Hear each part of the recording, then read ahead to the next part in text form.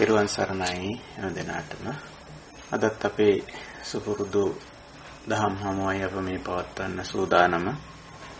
අද විවාහාර වර්ෂයෙන් 2020 වර්ෂයේ දෙසැම්බර් මාසේ 28 වෙනි සඳුදාව ශ්‍රී ලංකා වේලාවෙන් උදෑසන 5:30ට අපි මේ දහම් හමුවට එකතු වන්නේ. වෙනදා වගේම අපේ සුපුරුදු කල්යාණ මිත්‍ර පිරිස දහම් හමුව සඳහා එකතු වී සිටිනවා.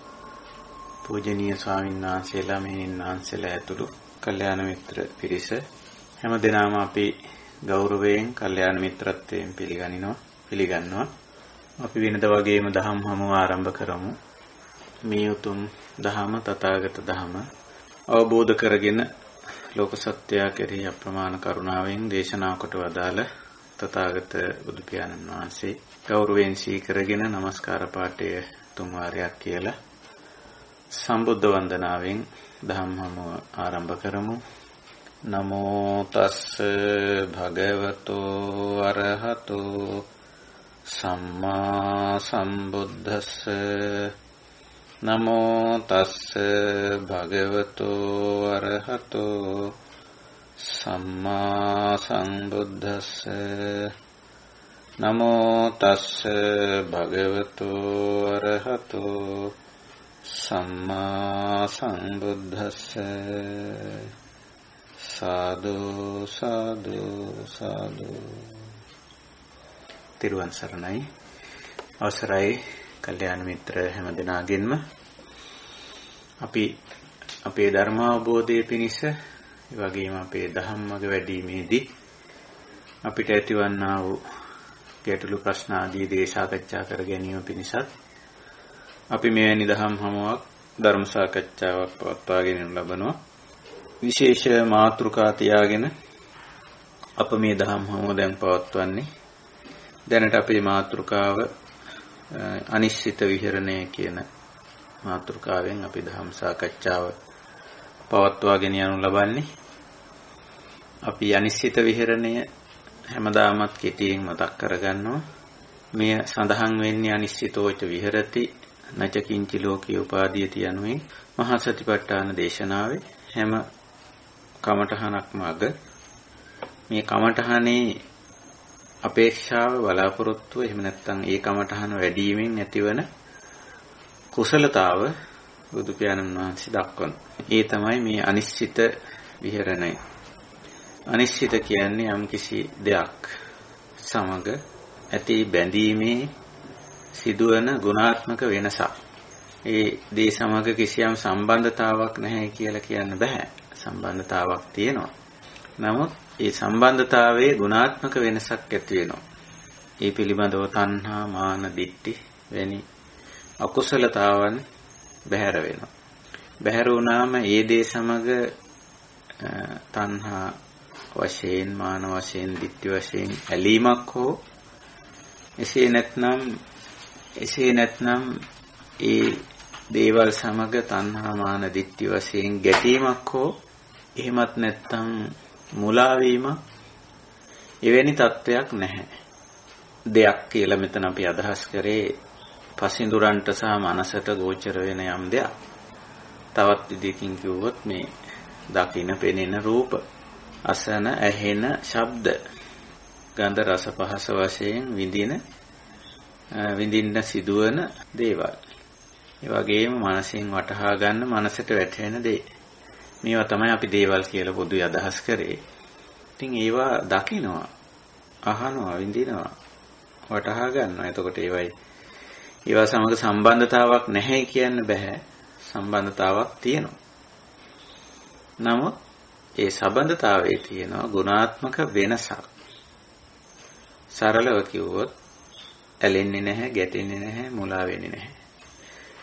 ඇලීම, ගැටීම, මුලාව කියන තුනේම එකතුවට තමයි උපාදාන කියන වචනේ, තනි වචනේ පාවිච්චි වෙන්නේ. දැඩි ග්‍රහණය, වැරදි ආකාරයෙන් ග්‍රහණය කිරීම, වැරදි ආකාරයෙන් අල්ලා ගැනීම කියන තේරුම් උපාදාන කියන වචනයට දීලා තියෙනවා. දැඩි ග්‍රහණය නැත්නම් වැරදි ආකාරයෙන් ග්‍රහණය කර ගැනීම, වැරදි ආකාරයෙන් ඒ ගනුදෙනු කිරීම, සම්බන්ධතා පැවැත්වීම කියන එකයි උපාදාන කියන්නේ. ඒ නොමැති ස්වરૂපයට අනිශ්චිත කියලා කියන නැත්නම් අනුපාදාන කියලා කියන. ඒ වචන දෙකේම සමාන අර්ථයක් තියෙනවා. අනිශ්චිත අනුපාදාන. ඒ වගේම තවත් බොහෝ වචන වලට සමාන වචන යෙදিলা තියෙනවා. අතම්මයතා වැනි වචන යෙදিলা තියෙනවා. ඉතින් මේ ඇයි මේ අනිශ්චිත විහරණයක් බුදුදහම උගන්වන්නේ? යමකට නිශ්චිත වුණාම, ඒ කියන්නේ තණ්හා මාන දිට්ඨි වශයෙන් බැඳුනොත් යමකට අර උපාදාන වුණොත්, ඉතින් ඊට අනුව කිසියම් ආකාරයක ජීවිතයේ අලුත් නව තත්වයකට සකස් වෙනවා. ඒකයි උපාදාන පත්‍ය භව කියලා කියන්නේ. භව කිව්වම හුඟක් අය කල්පනා කරන්නේ මරුණයින් පස්සේ එකක් කියලා. මරුණයින් පස්සේ තත්වයක් නෙමෙයි භව කියන්නේ. භව කියන්නේ මේ ජීවිතේම ඇති වෙන තත්ත්වයක්. යම් කිසි දෙයක් තණ්හා මාන දිට්ඨි වශයෙන් දැඩිව ග්‍රහණය කරොත් එතන ඉඳලා තත්වය වෙනස් වෙනවා කියන එක. මේ භව කියන්නේ තත්වය කියන එක. එතකොට ඒක වෙනස් වෙනවා. ඒ තණ්හා මාන දිට්ඨි වලට අනුව වෙනස් වෙනවා. නැත්නම් උපාදානයට අනුව ග්‍රහණය කරගෙන තියෙන ආකාරය අනුව වෙනස් වෙනවා. උපාදාන පත්‍ය භව. ඉතින් භව පත්‍ය ජාති ඒ තත්වයට අදාළ කොටසකට වර්ගයකට ජාතියකට පුද්ගලයා වැටෙනවා. සත්වයා. ඉතින් එතන ඉඳලා ඊට අදාළ සැප දුක් ආදී දේවල් විඳින්න පටන් ගන්නවා. ජාතිපත්‍ය. ඒකයි ස්වභාවය. ඉතින් එතනින් එහාට තියෙන්නේ ඒව මේ තස්ස කේවලස්ස දුක්ඛක්ඛන්දස්ස සමුදයෝ හෝති. එතකොට ඒ ටික වලකිනවා මේ අනිශ්චිත ස්වභාවය නැත්නම් අනුපාදාන ස්වභාවය නිසා. ඉන්ද්‍රියන්ට ගෝචර වන දේවල් සම්බන්ධයෙන් ඇති කරගන්නේ අනිශ්චිත ස්වභාවයක්, අනුපාදාන ස්වභාවයක්. දකින නමුත්, අහන නමුත්, විඳින නමුත්, වැටහෙන නමුත් ඒ දේ පිළිබඳව ඇලීමක්, ගැටීමක්, මුලාවක් නැහැ. එතකොට අපිට මේ ස්වභාවයේ උපේක්ඛා කියන වචනයෙන් හඳුන්වන්න පුළුවන්. එම හඳුන්වන්න පුළුවන්. ඉතින් උපේක්ෂාවෙන් තමයි හැම දෙයක් එක්කම කටයුතු කරන්නේ. ඒකට බුදුරජාණන් වහන්සේ උපමාවක් කිව්වේ අර නෙළුම් කොලේ තියෙන දිය බිඳුව වගේ කියලා. ඒ දිය බිඳුව නෙළුම් කොලේ උඩ තියෙනව නැතෝ නෙවෙයි. නමුත් ගෑවෙන්නේ නැහැ. මේ ස්වභාවය. ওই විදිහේ තත්ත්වයක් තමයි, මානසික තත්ත්වයක් තමයි මේ අනිශ්චිත කියලා කියන්නේ. මනසේ ඇති වෙන එක. ඒක වචනයේට, ක්‍රියාවට, ජීවන පැවැත්මටත් ඒක එසේම කාන්දු වෙනවා. ඒව තුලින් ක්‍රියාත්මක වෙනවා. ඒකයි අනිශ්චිතෝච විහෙරති කියලා කිව්වේ. විහෙරති කියන්නේ සාමාන්‍ය ජීවිතය කියන එක. ඉතින් මේක කෙලින්ම නිවන, නිබ්බාන කියලාත් අපිට කියන්න පුළුවන්. එතකොට අපි මේ තවත් විදියකින් කිව්වොත් අපේ මාතෘකාව නිබ්බාන. අනිශ්චිතෝච විහෙරති කිව්වේ ඒකයි.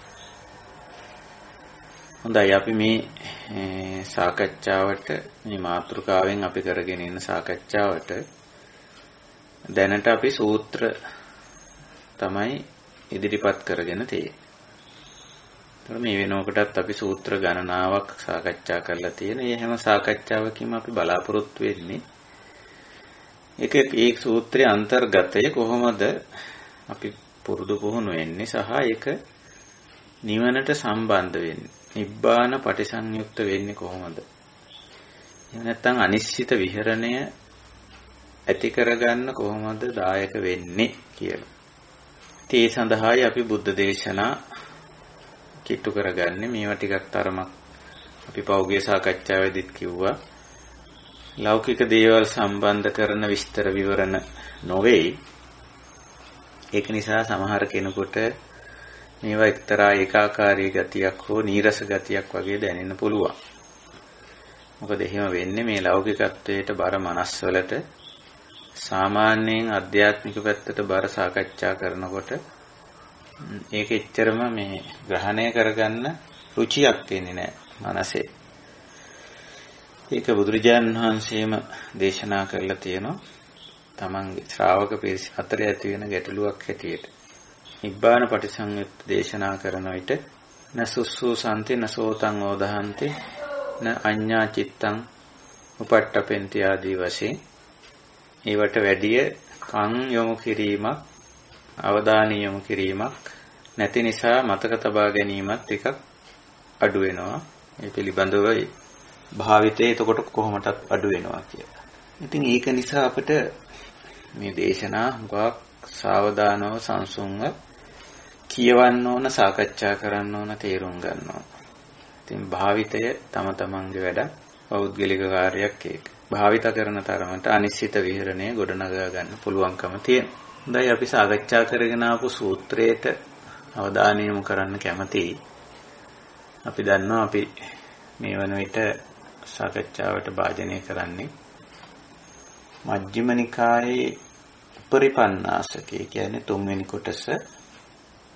එහි හතරවෙනි වර්ගයේ විභංග වර්ගයේ එහි හත්වෙනි සූත්‍රය සලායතන විභංග සූත්‍රය.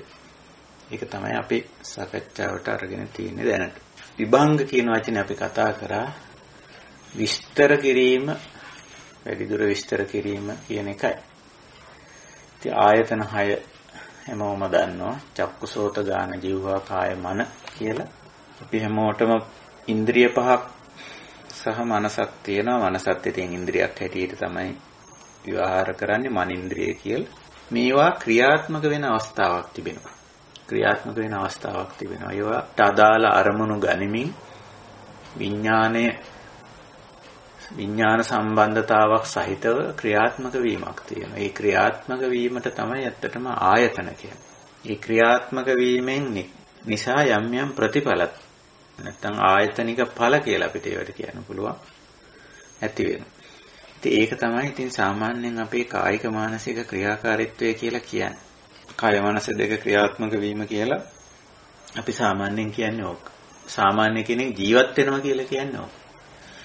සලායතන ක්‍රියාත්මක වීම. ඉතින් මේ සලායතන ක්‍රියාත්මක වීමේ ඒ ක්‍රියාවලිය නිසා තමයි ඔය අපි දකින්නේ, අහන්නේ, විඳින්නේ, වටහාගන්නේ. ආයතන ක්‍රියාත්මක වීමක් නැත්තම් දැකීමක් නැහැ. ඇසීමක් නැහැ. විඳීමක් නැහැ. වටහා ගැනීමක් නැහැ. ඉතින් ආයතන ක්‍රියාත්මක වෙද්දී ඒ ක්‍රියාව සිද්ධ වෙනවා. ඒකයි ස්වභාවය. ඉතින් ඕක ස්වභාවික දෙයක්. ආයතන ක්‍රියාකාරීත්වය ස්වභාවික සංසිද්ධියක්. මේක අපි ස්වභාවික කියන වචනෙන් අදහස් කරන්නේ පටිච්ච සමුප්පන්නයි නැත්නම් හේතුඵල ධර්මානුකූලයි කියන්නේ. ඊට අදාළ හේතු ඇතිකල්හි ක්‍රියාත්මක වෙනවා ආයතනෙ.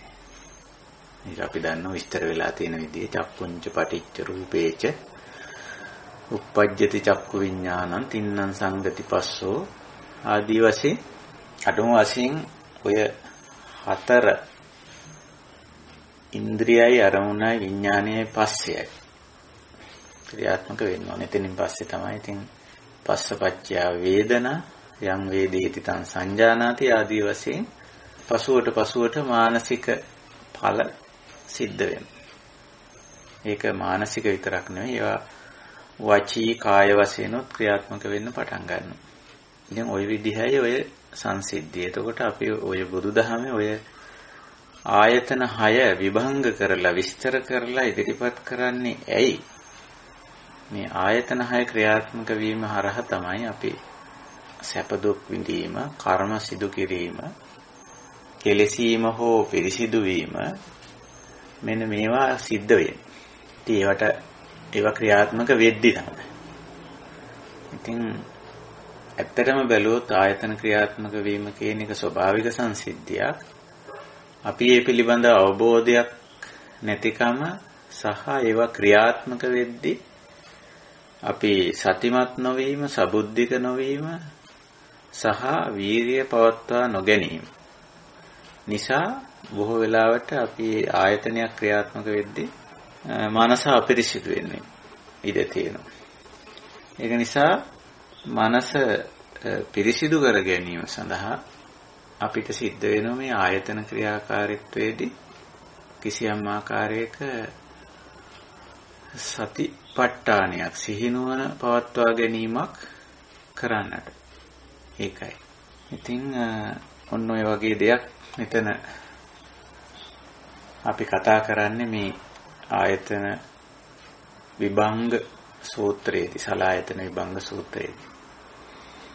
ඉතින් මේ සාකච්ඡාව අපි ටිකක් දුරට කරගෙන ගියා. ඔබට මතකයි මේ සලායතන වලට අදාළව මේ සලායතන ක්‍රියාකාරීත්වය ඉතා සංකීර්ණයි. එහි යම් කොටස් වෙන්වෙන් බුදු පියාණන් වහන්සේ දේශනා කරා අජ්ජත්තික ආයතන කියලා හඳුන්වන ඇස කන නාසය දිවකය මන පිළිබඳව, ඒ වගේම බාහිර ආයතන කියන රූප ශබ්ද ගන්ධ රස පොට්ටබ්බ ධම්ම, ඊළඟට සයාකාර විඥාන කාය විඥාන කොටස්, චක්කු විඥාන, සෝත විඥාන, ගාහන විඥාන, જીවහා විඥාන, කාය විඥාන, මනෝ විඥාන කියලා. ඊළඟට සයාකාර පස්ස, චක්කු සම්පස්ස, සෝත සම්පස්ස, ගාහන සම්පස්ස, જીවහා සම්පස්ස, කාය සම්පස්ස, මනෝ සම්පස්ස කියන ඒවා අපි සාකච්ඡා කළා.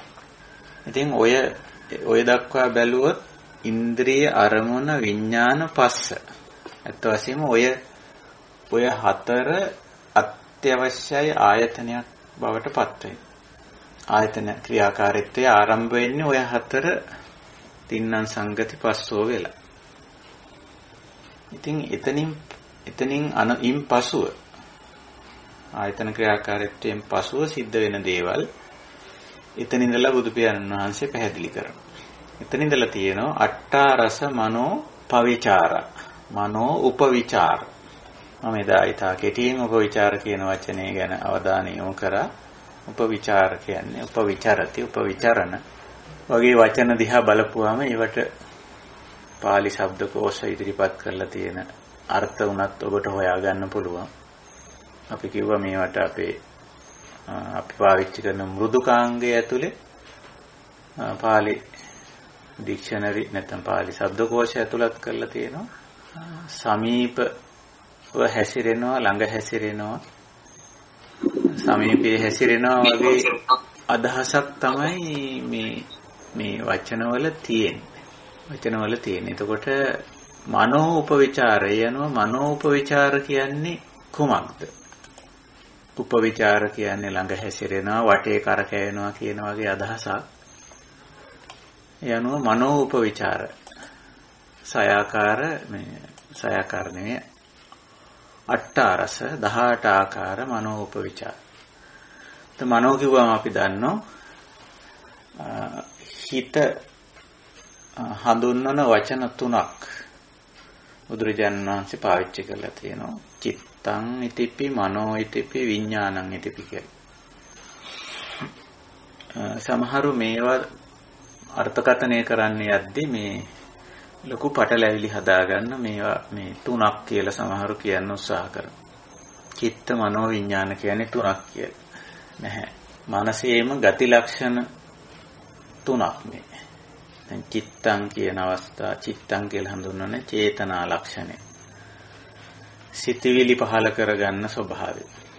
මනෝ කියන්නේ මානසිකාර ලක්ෂණය. මෙනෙහි කරන ස්වභාවය. විඥානං කියන්නේ විඥානන ලක්ෂණය. වෙන් කොට දැනගන්නා ස්වභාවය. එතකොට ඔය ගති ලක්ෂණ තුනම නැත්නම් අපි කියමු වට හැකියාවන් කියලා. චිත්තං, මනෝ, විඥාන. සිතවිලි පහල කරගන්නවා. චිත්තං, චේතනා. ඊළඟට මනෝ, ස්මරණය, මෙනෙහි කිරීම.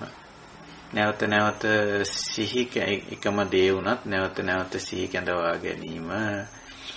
ඒ පිළිබඳ විවිධ පැති වලින් හිතා බැලීම වගේ අදහසක්. මානසිකාර. විඥාන බොහොම සරල අවස්ථාවක්. විඥාන කියන්නේ මනසේ ඊටාම ප්‍රාථමික අවස්ථාවක්. වෙන් කර හඳුනා ගැනීම. අරමුණු වෙන් කොට හඳුනා ගන්නවා. එතකොට ඔය ලක්ෂණ තුනම මනසේ තියෙන මානසික ගති ලක්ෂණ නැත්නම් මානසික හැකියාව කියලා අපිට කියන්න පුළුවන්. මෙතෙන්දී බුදු පියාණන් වහන්සේ ඉදිරිපත් කරන්නේ මනෝපවිචාර, මනෝ උපවිචාර. එතකොට ඒක 18 ආකාරයකින් සිද්ධ වෙනවා කියලා. මේ ආයතන ක්‍රියාත්මක වෙද්දී සිද්ධ වෙන දෙයක්. ඒවා පැහැදිලි කරනවා මේ මෙනෙහි කිරීම කියලා අපි ගමු. මෙනෙහි කිරීම. මොකක් ගැනද මේ මෙනෙහි කරන්නේ? අර ආයතනයේ ක්‍රියාත්මක වෙද්දී ඇතුළට අරන් දෙනවනේ පස්ස. පස්ස කියන්නේ හිත වැදුනා කියන එක අපි සරල අර්ථයේ. රූපයක් හිත වැදුනා නම් හිතට ඇතුල් වුණා කියලා කියන්නේ. එහෙම කියමු. රූපයක් හිතට ඇතුල් වුණාම අන්න ඒක අල්ලගෙන තමයි මේ මනෝපවිචාරය කරන්නේ. අර හිත දැක්ක රූපය. කොටින්ම කිව්වොත්. ඒක විස්තර කරනවා චක්කුණා රූපං දිස්වා. ඇසින් රූපයක් දැකලා නැත්නම් ඇහැට රූපයක් පෙනුනම සෝමනස්සඨානීයං රූපං උපවිචරති. ඒක මේ සොම්නස් සහගත විදිහට තමයි ඒ ගැන නිතර හිතන්නේ. සතුටින් ඒක ගැන හිතමු. එක්කෝ තමන් මේක දැකීම පිළිබඳව සතුටු වෙනවා. එහෙම නැත්නම් ඒ කියන්නේ මම මේක දැක්කා කියලා. තමන් අලලා සතුටු වෙනවා. තමන් නොදුටු දෙයක් දැක්කා හරි මොකක් හරි කියලා. එහෙම නැත්නම් අර දුටු දේ අල්ලගෙන සතුටු වෙනවා. කොච්චර වටින දෙයක්ද මන් දැක්කේ කොච්චර ආදී වශයෙන්. සෝමනස්සඨානීය සොම්නස් සහගත තත්වයට හිතපත් වෙලා ඒ සොම්නස් සහගත ස්වභාවයෙන්ම අර දුටු දේ පිළිබඳව දිගට හිතනවා. ඉතින් මේ ලක්ෂණය අපිට භාවනාවේදී අපිට දකින්න පුළුවන් අපේ මනස තුලින්. ඒක තමයි භාවනා කරනවා කියලා කියන්නේ. මේ දැන් අපි කරන්නේ සාකච්ඡාවක් භාවනාවක් නෙවෙයි.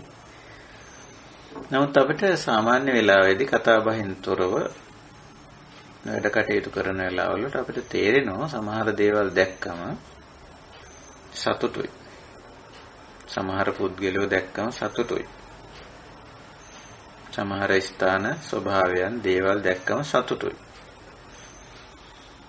ඒ සතුටු වෙනව විතරක් නෙමෙයි ඒ සතුට නිසාම ඒ ඔස්සේ දිගින් දිගට හිතන ස්වභාවයක් තියෙනවා. ඒ අරමුණ වටා හිත කැරකෙනවා කියන වගේ අදහසක් තමයි උපවිචාර. නිකම්ම නෙමෙයි මනෝ උපවිචාර. ඒ ගැන හිතමින් සතුටු වෙනවා. අපි හිතමු සරල අදහසක් සරල සිද්ධියක් දරුවෙකුට මව දකින්න ලැබෙනවා. ඉතින් බොහෝ වෙලාවට දරුවා සතුටු වෙනවා. මව දැක්කම. සමහර විට එතන ඉඳලා මව ගැන හිතන්නත් ඉඩ තියෙනවා. ඒ සතුටින්. එහෙම නැත්නම් කෙනෙක් අපි හිතමු තව උදාහරණයක් මල් ගහක් දකිනවා මලක් දකිනවා. ඉතින් ඒක වර්ණවත් පිපිලා තියෙනවා සුවඳ තියෙනවා. ඒ අනිත් ඉන්ද්‍රියට උණු ගෝචර වෙන්න පුළුවන්. එතකොට එක්තරා ප්‍රබෝධනයක් ඇවිල්ලා ඒක ගැන හිතන්න ඉඩ තියෙනවා. හරි ලස්සන මලක් නේ සුවඳත් හොඳයි. හැඩෙත් හොඳයි පාටත් හොඳයි හරි ෂෝ. කොහොම අර මේ වේදනාවත් එක්ක මේ උපවිචරණය සිද්ධ වෙන්නේ ඇත්තටම. විඳීමත් එක්ක. උගාක් මේ විතර්ක ਵਿਚාර එහෙම නැත්තම් මනසින් කරන හිතා බැලීම් ඒවට මනස යොමු කිරීම ඒකටම මනස යොමු කිරීම සිද්ධ වෙන්නේ විඳීමත් එක්ක. මේ විඳීමෙන් තොර හුඟක් වෙලාවට මේක වෙන්නේ නැහැ. ඒකයි යං වේදේති තං සංජානාති යං සංජානාති තං විතක්කේති කියලා මේ කාරණේ වෙනත් තැන්වලත් වෙනත් දේශනාවලත් දේශනා කළා තියෙනවා. ඉතින් මෙතන වේදනා ගැන නොකියුවත් මේ බුද්ධ දේශනාවේ වේදනා පිළිබඳව සඳහන් නොවුනත් මේ මනෝපවිචාරයේ සිද්ධ වෙන්නේ වේදනාවෙන් පසුව තමයි. වේදනා කියන්නේ විඳීම. දැන් සෝමනස්සඨානීයං උපවිචරති කිව්වොත් රූපං උපවිචරති කිව්වොත් ඒ රූපයෙන් කිසියම් සුඛ වේදනාවක් තමයි විඳලා තියෙන්නේ. සුඛ වේදනා කිව්වම මේකෙන් අදහස් කරන්නේ කායික පැත්තෙන් ගත්තොත් කයට පහසුවක් මනසට සහනයක්.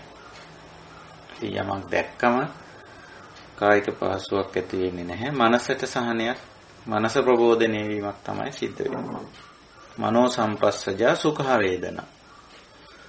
ඇති වුණාම ඔන්න ඒ ඔස්සේ මනස ප්‍රබෝධනයටපත් වෙලා සෝමනස්ස තානීයං සොම්නස් තත්වයටපත් වීම. මේ ඨාන කියන වචනේ ස්ථානය කියන අදහසක් තියෙනවා, තත්වය කියන අදහසක් තියෙනවා. ඒක සෝමනස්ස ඨාන කියලා කිව්වොත් ඒකෙන් අදහස් වෙන්නේ සෝමනස්ස කියන ස්ථානය නෙවෙයි, සෝමනස්ස කියන තත්වයට හිතපත් වීම කියන එකයි. ඉතින් එහෙම ඒ තත්වයටපත් වුණාම ඔන්න එතෙන් සිට දිගින් දිගට උපවිචරති හිතන්න කල්පනා කරන්න පටන් ගන්නවා.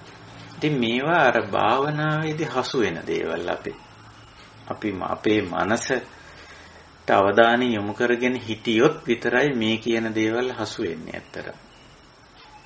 මෙහිම දෙයක් වෙනව නේද? අහවල් දේ දැක්කයින් පස්සේ මම ඒක ගැන දිගින් දිගට හිතන්න පටන්ගෙන නේද? ඒකෙන් මම සතුටු වෙලා සොම්නස් වෙලා සුඛ වින්දනයක් ලබලා හිත ප්‍රබෝධනය වෙලා මනස ප්‍රබෝධනය වෙලා දැන් මම ඒක ගැන දිගින් දිගට හිතන්න පටන්ගෙන නේද කියන එක තමන් දකින්න නම් තමන් භාවනාත්මක වෙන්න ඕන. ඒ කියන්නේ ඇතුළතට යොමු වෙලා තියෙනවා. අභ්‍යන්තරයට අවධානය යොමු වෙලා තියෙනවා.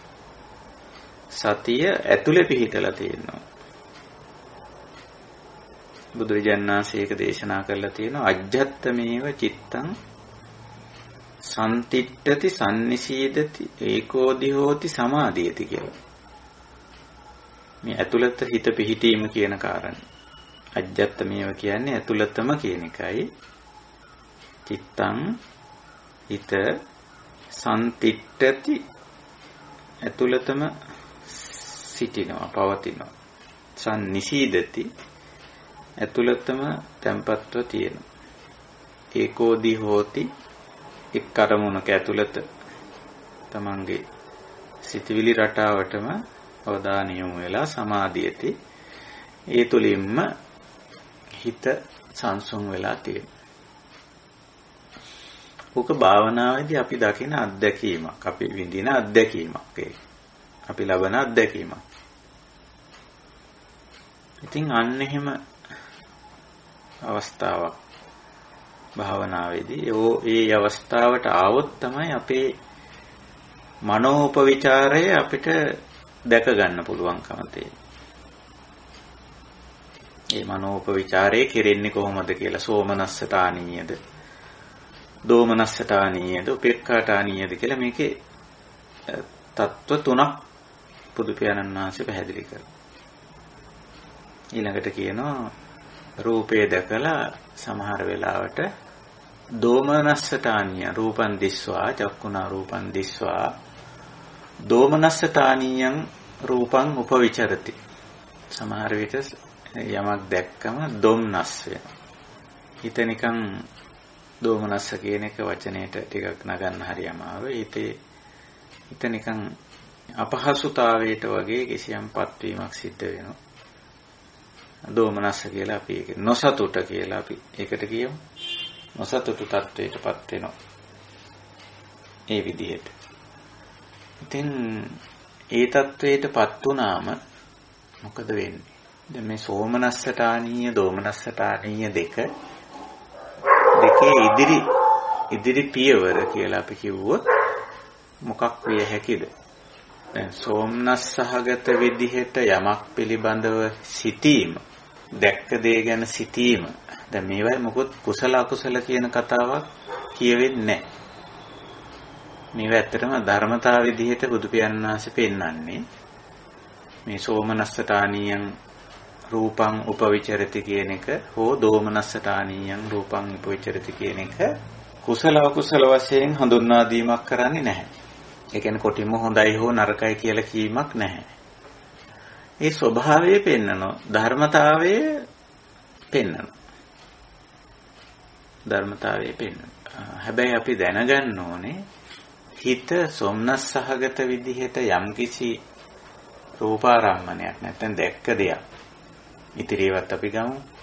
ඇහිච්ච දෙයක්. නැත්තම් නාසයෙන් දිවෙන් කයින් විඳපු දෙයක්, විඳින දෙයක්.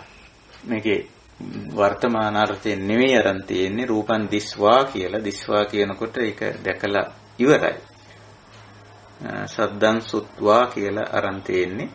ගන්ධං ගහයත්වා රසං සායත්වා පොට්ටබ්බං පුසිත්වා ධම්මං විඤ්ඤාය කියලා. එතකොට ඒක කරලා අවසන් වෙච්ච ක්‍රියාවක් හැටියටයි හඳුන්වන්නේ. දක්වලා තියෙන්නේ. දැකලා, අහලා, විඳලා, වටහාගෙන. එතකොට ඒ ක්‍රියාව සිද්ධ වෙලා ඉවරයි. අන්න ඒ දැක්ක, ඇසුව, විඳ, වටහාගත් දේ පිළිබඳව තමයි මේ සොම්නස්සහගතව දිගින් දිගට හිතන්නේ. එහෙම නැත්නම් දොම්නස්සහගත නොසතුටෙන් දිගින් දිගට හිතන්නේ.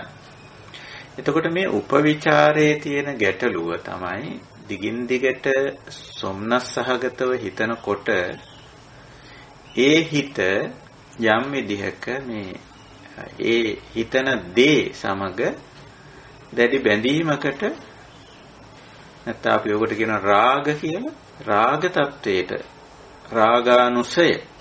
අනුසය කියන්නේ හිතෙන්ම මෝදු වෙලා එන තත්වයට අපි අනුසය කියනවා. හිතේ තැම්පත් වෙලා තියෙනවයි කියන අදහසකුත් අනුසය කියන වචනේ තියෙනවා. නමුත් මේ අනුසය වෙන්නේ මානසිකාරත් එක්ක. මේක නිකන් මෙන්න මේ වගේ සරල උදාහරණයක් කිව්වොත් යම් වාජනයකට අපි හිතමු අපේ වතුර කරාමේ යාන්තමට මඩ එනවා කියලා. අපිට ඇහැට පේන්නෙත් නැති තරමට මඩ එනවා. ඉතින් අපිට පේන්නේ නැත්ත වශයෙන්ම ලොකුවට බැලුවට පේන්නේ මේ මඩ මිශ්‍රව එනවායි කියලා. ඒක ඉන්නේ බොහොම යන්තමේ. අල්ප වශයෙන්, ස්වල්ප වශයෙන්. නමුත් ඔය වතුර ඉතින් අපේ ගබඩා ටැංකියේ, ස්ටොක් ටැංකියේ අපේ ගබඩා වෙනවා. ගබඩා වෙනකොට මේක එක්තරා ප්‍රමාණයකට යට වැහැලා මණ්ඩි වගේ අර ගබඩා ටැංකියේ යට තියෙනවා. ඉතින් අපි උඩින් වතුර භාවිතා කරන නිසා අර යට මඩ තට්ටුව ඒ තරම්ම මේ අපේ අවධානයට ලක් වෙන්නේ නැහැ. ඒකේම තියෙනවා. ඉතින් කාලයක් යනකොට මේ මඩ තට්ටුව ලොකු මඩ තට්ටුවක් බවට පරිවර්තනය වෙනවා. යම් මොහොතක අත දාලා කැලැඹුවොත් මුළු ස්ටොක් ටැංකියෙම මේ ගබඩා ටැංකියෙම තියෙන වතුර මඩ වෙනවා. එතකොට ඔහොම යට මඩ ලේයර් එකක් මඩ තට්ටුවක් හිමීට තැම්පත් වෙලා තියෙනවා. එතකොට මේ අන්නේ වගේ ක්‍රියාවක් සෝමනස්ස සහගත මනෝපවිචාරයෙන් සිද්ධ වෙනවා. දිගින් දිගටම යමක් ගැන හෝ යමෙක් ගැන හෝ යම් තැනක් ගැන හෝ යම් ස්වභාවයක් ගැන හෝ සෝමනස්ස සහගත විදිහට හිතනකොට රාගානුසය වෙන්න ඒක හේතුවක් වෙනවා. එතකොට මෙතෙන් තව විශේෂ කාරණයක් අපි මතක් කරන්න ඕන. යමක් ගැන සතුටු සහගත හිතින් හිතන එක එතකොට වැරදි කියලා අපි නිගමනයකට එන්න ඉඩ තියෙනවා. සාමාන්‍ය කෙනෙක්. කොටිම කිව්වොත් යමක් දැක්කම සතුටු වෙන්න එපා කියලා කියනවා කියලායි මේ කියන්නේ කියලා නිකන් හිතෙන්න ඉඩ තියෙනවා. අනිත් පැත්තට දෝමනස්ස යමක් පිළිබඳව නොසතුටු තත්වයක් ඇති කරගන්න එපා කියලා කියනවා. ඒ වගේ දෙයක් කියනවා කියලා මේ හැඟෙන්න ඉඩ තියෙනවා. නෑ. සෝමනස්ස දෝමනස්ස කියන එක ස්වභාවිකයි. හේතුඵල ධර්මානුකූලයි. දෝමනස්සේට හේතු යෙදිලා තියෙනවා නම් හිත දෝමනස්ස වෙනවා. සෝමනස්සේට හේතු යෙදිලා තියෙනවා නම් හිත සෝමනස්ස වෙනවා. ඒක ස්වභාවිකයි. අපි කලින් කියපු උදාහරණේ අනිත් පැත්තට කියමු. දරුවාට මව දකින්න ලැබෙනවා නේ මවට දරුවා දකින්න ලැබෙනවා කියලා අපි හිතමු. අපි හිතමු මේ උදාහරණයක් පාසල් ගිය දරුවා එන්න පරක්කු වෙනවා. මොකද්ද වෙන්නේ මවගේ හිත? එක්තරා දෝමනස්සයකටපත්. නමුත් පොඩි පරක්කු වීමකින් පස්සේ දරුවා එනවා දකිනවා. ගෙදර. මොකද වෙන්නේ? සෝමනස්සයටපත්. එතකොට දැන් මේ අවස්ථා දෙක අපි වැරදි කියලා කියනවද? අකුසල් කියලා කියනවද? පව් කියලා කියනවද? නැහැ. මේ අවස්ථා දෙක දෙකේදී හිත දෝමනස්සයටත් සෝමනස්සයටත් පත් වුණා. ඒක ස්වභාවිකයි. හේතුඵල ධර්මානුකූල සිද්ධියක්. ඉතින් දෝමනස්සයටපත් වෙලා දෝමනස්සට්ඨානීය රූපං උපවිචරති.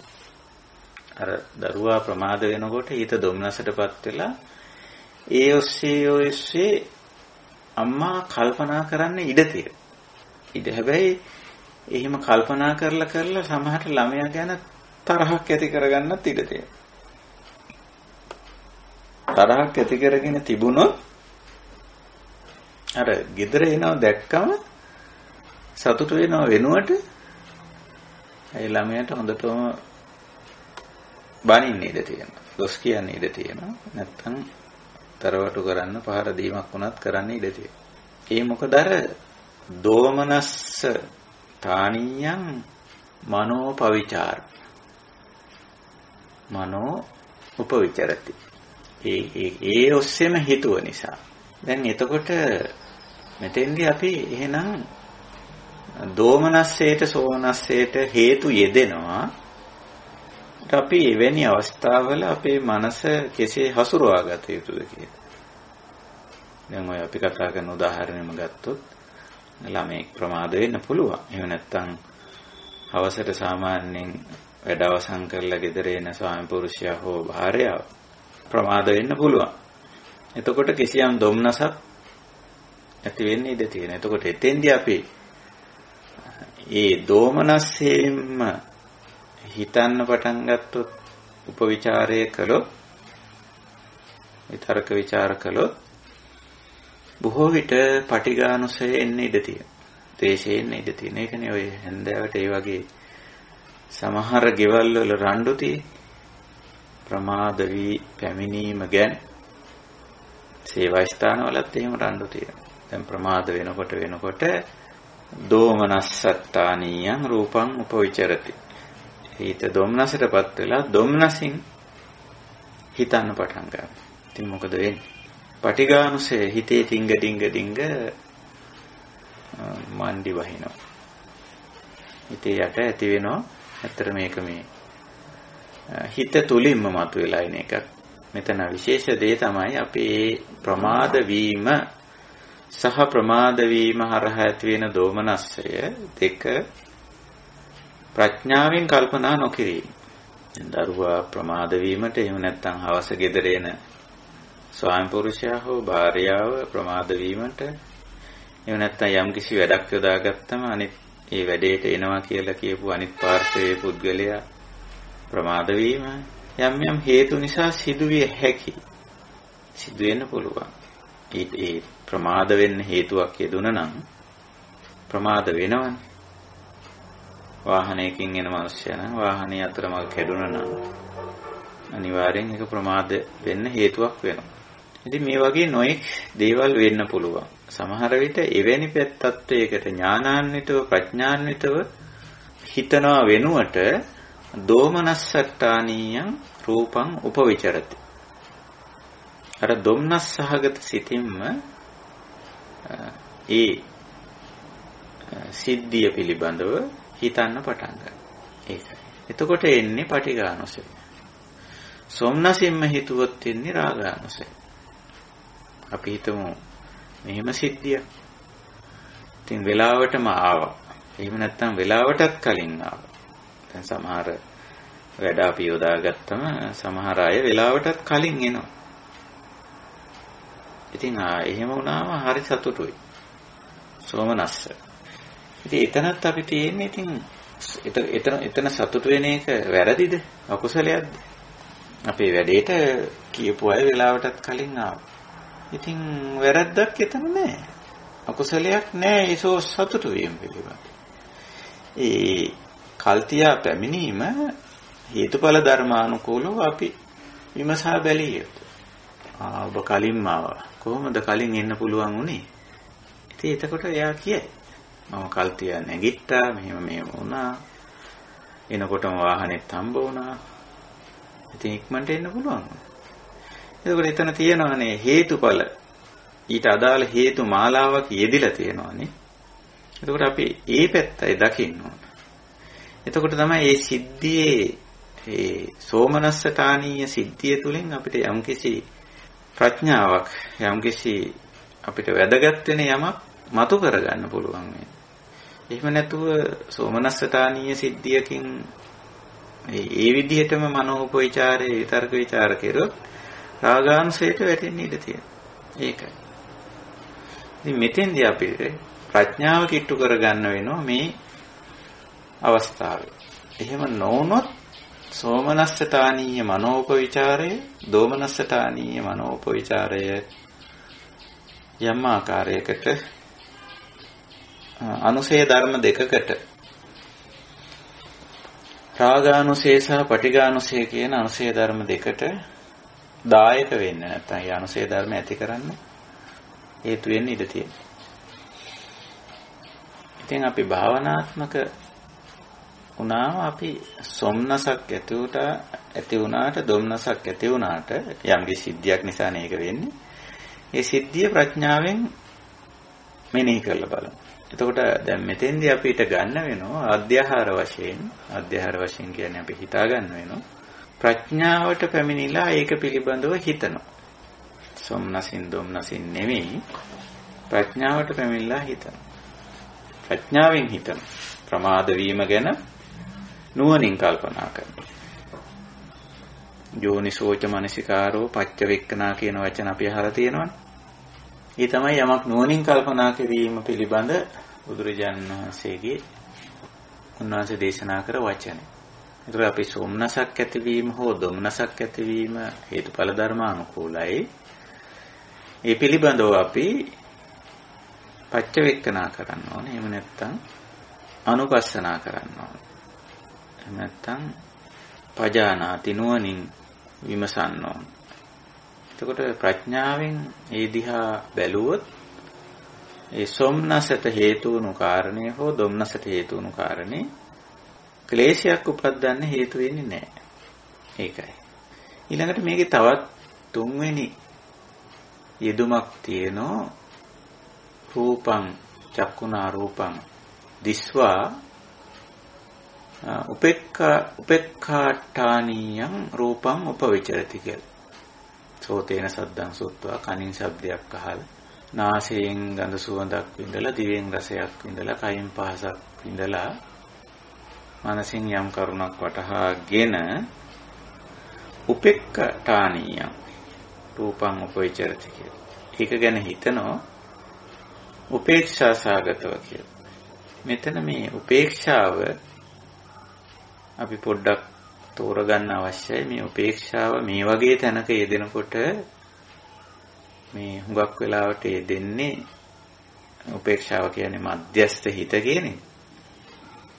ඉතින් මේ වගේ තැනකදී අපි තෝරගන්න වෙන්නේ අර ප්‍රඥා මූලික වෙච්ච උපේක්ෂාව නෙමෙයි ඇත්තටම. ගේහසිත උපේක්ෂාව කියන එක තමයි අපිට මෙතෙන්දි ගන්න වෙන්නේ. ඒ තරම් ලොකු සතුටකුත් නැති, ඒ තරම් ලොකු දුම්නසකුත් සොම්නසකුත් නැති අවස්ථාව. මෙතන මේ උපේක්ඛා සහගත කියන එකකින් අදහස් කරන්නේ. මොකද උපේක්ඛාව කිව්වම බොජ්ජංග ධර්ම වලත් තියෙන උපේක්ඛා සම්බොජ්ජංගම් කියලා. ඊළඟට ආර්ය අෂ්ටාංගික මාර්ගයේත් අගට තියෙනවා මේ උපේක්ඛා කියලා.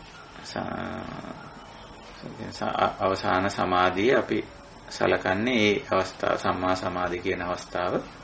උපේක්ෂාවෙන් ගොඩ නැගිච්ච දියුණු සමාධි තත්වය අටවෙනි මාර්ගාංගය සලකන්නේ මේ විදිහට. ওই විදිහට මේ කුසලතාවල අගම තියෙන කුසලතාවයේ හැටියට ඉහළම කුසලතාවයේ හැටියට බ්‍රහ්ම විහාරවලත් එහෙම. මෙත්තා කරුණා මුදිතා උපේක්ඛා. එතකොට ඉහළම කුසලතාවයේ හැටියට උගන්වන තැනක් තියෙනවා. ඒක නෙක්ඛම්මසිත උපේක්ෂාව, ප්‍රඥාව සම්බන්ධ වෙච්ච උපේක්ෂාව. නමුත් මෙතන කියන්නේ ඒක නෙවෙයි. මේක නෙක්ඛම්මසිත උපේක්ෂාව නෙවෙයි. මේක ගේහසිත උපේක්ෂාව. නැත්තම් කිසියම් ආකාරයක මෝහ සෝමනස්සත් නැති, දෝමනස්සත් නැති අවස්ථාව මනසේ. විශේෂ සතුටකුත් නැහැ, විශේෂ දුකකුත් නැති අවස්ථාව. අන්න ඒ අවස්ථාවේ පවතින මානසික තත්ත්වය හඳුන්වන්න මෙතන උපේක්ඛා කියලා තියෙන. ඒ නිසා උපේක්ඛා කියන එක වරද්ද ගන්න හොඳ නැහැ. හුඟක් අය උපේක්ෂා කියන එක වරද්ද ගන්නවා. සමහර තැන්වල යෙදিলা තියෙන සෝමනස්ස දෝමනස්ස දෙකෙන් තොරයි කියන අදහස දෙන්න.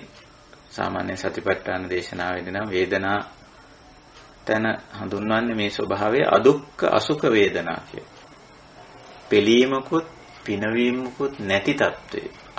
දුක්ඛ අසුඛ. අදුක්ඛම සුඛ කියයි. පද සංදි වෙනකොට එහෙමයි ඒක සංදි වෙන්නේ. අදුක්ඛ අසුඛ. ඒතර මෙතන සෝමනස්ස දෝමනස්ස දෙකින් තොර බව තමයි මේ උපේක්ඛාඨානීය කියලා මෙතන කියන්නේ. මධ්‍යස්තව නැත්තම් ඒක පිනවීමක් හෝ පිළීමක්, සිත ප්‍රබෝධනය වීමක් හෝ සිත පීඩාවටපත් වීමක් නැහැ. නැති අවස්ථාව හැටියට අපිට ගන්න වෙන්නේ. එතකොට රූපං උපවිචරති, සද්දං උපවිචරති, ගන්ධං රසං පොට්ටබ්බං ධම්මං උපවිචරති. ඒක අල්ලගෙන ඒක වටා කැරකෙන හිතන ගතියක් තියෙනවා. ඉතින් ওই අවස්ථා තුනේදීම තුන්වෙනි අවස්ථාවේ අවිජ්ජානුසය වෙන්න පුළුවන්. ප්‍රඥාවෙන් තොරව නොහිතුව. හේතුඵල ධර්මානුකූලව නොහිතුව. දැන් අර අපි හිතමු අර වැඩේට පුද්ගලයා ප්‍රමාද වෙලා ආවත්, කල්තියා ආවත් ඒක ගැන හේතුඵල ධර්මානුකූල විමසීමක් නැහැ. ඒක ඔහේ නිකන් ඒක කලින් ආවත් එකයි, පහු වෙලා ආවත් එකයි කියලා ඒක ඊතරම් එතකොට එතන පුද්ගලයාට මේ පිළිබඳ නිකන් මෝහ සහගත සත්‍යයක් අවිද්‍යාවක් තියෙන මේ සිද්ධිය පිළිබඳව පැහැදිලි වැටහීමක් නැහැ. එතකොට ඔය විදිහට සෝමනස්ස දෝමනස්ස උපේක්ඛා කියන තැන්වල ඇති වෙන්නේ ඔය කියන தত্ত্বය. ඉතින් අපි මෙතෙන්දී භාවනාවට අපේ අනිශ්චිත විහරණයට මේක උපකාරී කරගන්න විදිහ මෙතෙන්දී අපි ටිකක් කල්පනාවට ගත්තොත් අපි යමක් දැක්කම චක්කුණා රූපන් දිස්වා සෝමනස්සයක් ඇති වුණාට කමක් නැහැ. ඒ පිළිබඳව ප්‍රඥාවෙන් හිතන්න. එයි මට සෝමනසක් ඇති වුණේ. මේ ශබ්දය ඇහුණා, මේ ගඳ දැනුණා, මේ රස දැනුණා, මේ පහස දැනුණා.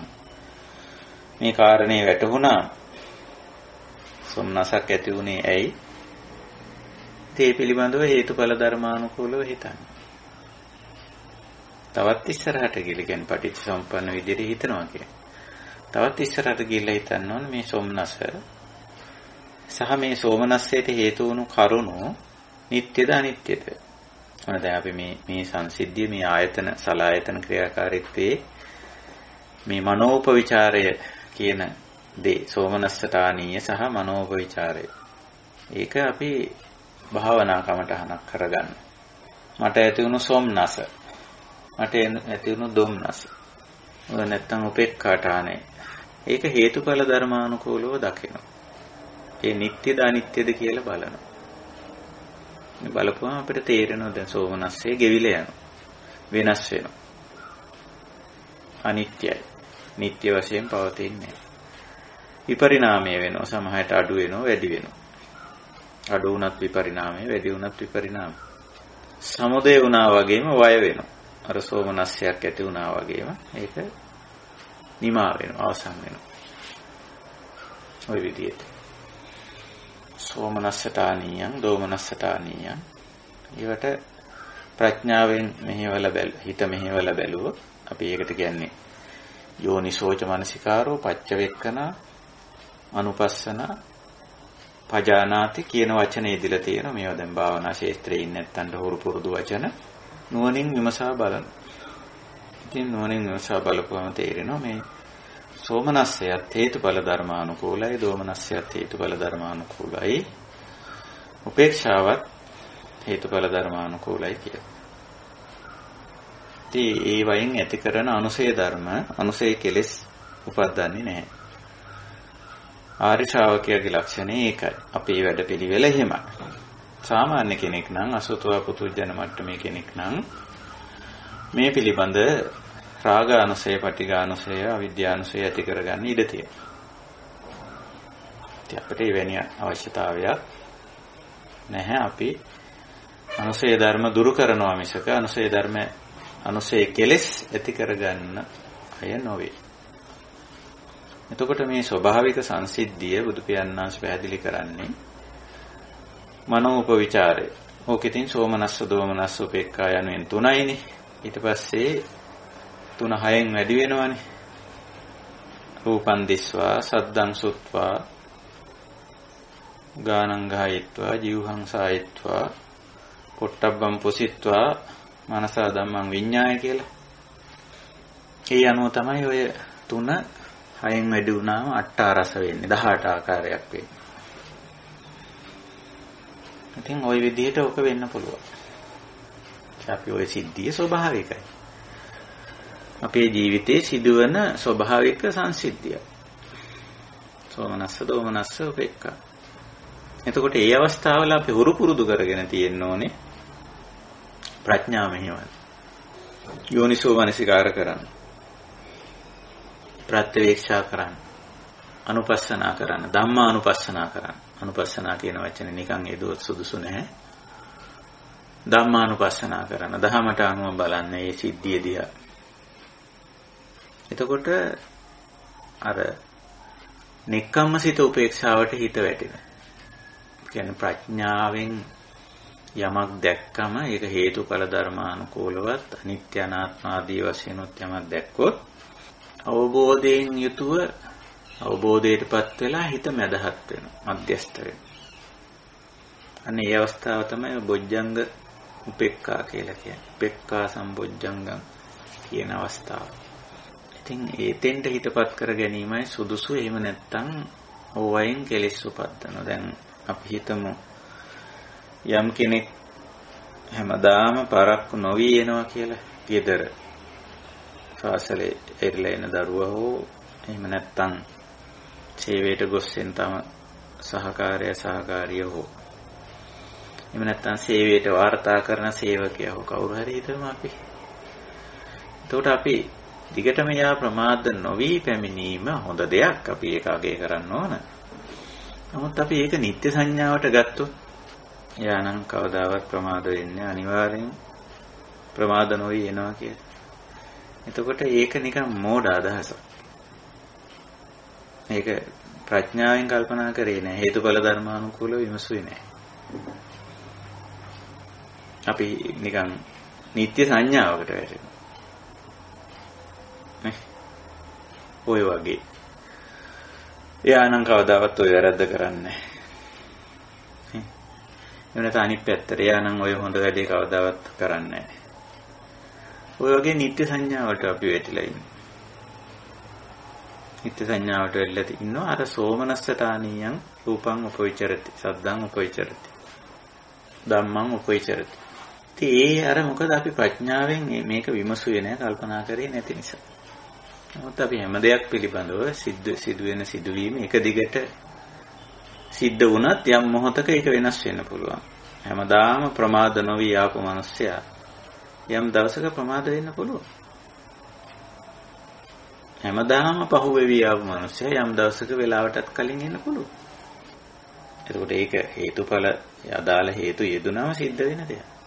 ඉතින් අපි මේ ප්‍රමාද වීම සුදුසු නැත්නම් ප්‍රමාද වීමට අදාළ හේතු ඉවත් කරපුවාම ප්‍රමාදය වෙනස් කරගන්න පුළුවන්. හේතුඵල සම්බන්ධයට ආපුවා. ඉමස්මින් අසති ඉදං නහෝති කිව්වේ ඒක. මේ නැති කල්ලි මේ නොවේ. ප්‍රමාදයට හේතු නැති කල්ලි ප්‍රමාද නොවේ. ප්‍රමාදයට හේතු ඇති කල්ලි ප්‍රමාද වේ. ඉමස්මින් සති ඉදං හෝති. ඒක තමයි හේතුඵල ධර්මතාවය. ඒකට අපි මේ නුවණින් විමසනවා, ප්‍රත්‍යවේක්ෂා කරනවා, ධම්මානුපස්සනා කරනවා, යෝනිසෝ මනසිකාර කරනවා කියවම ඔන්න ඔය විදිහට දැකීම. හේතු ඇති කල්ලි ඵලය ඇත. හේතු නැති කල්ලි ඵලය නැත. එහෙම දකින්න හුරු වීම. ඒකට හේතුඵල ධර්මතාවයට අනුව දැකීම කියලා කියනවා.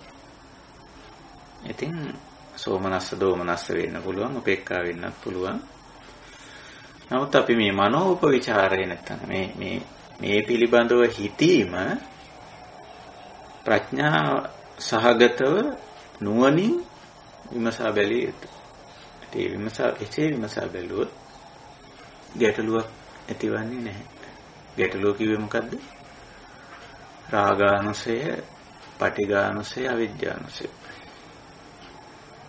රාගානුසය, පටිඝානුසය, අවිද්‍යානුසය තියෙන ඒක ඇති නොවිය යුත්තේ අනුසය වශයෙන් තියෙන දේ පරිඋත්ථාන වෙන්න පුළුවන්. පරිඋත්ථාන දේ විතික්කම වෙන්න පුළුවන්.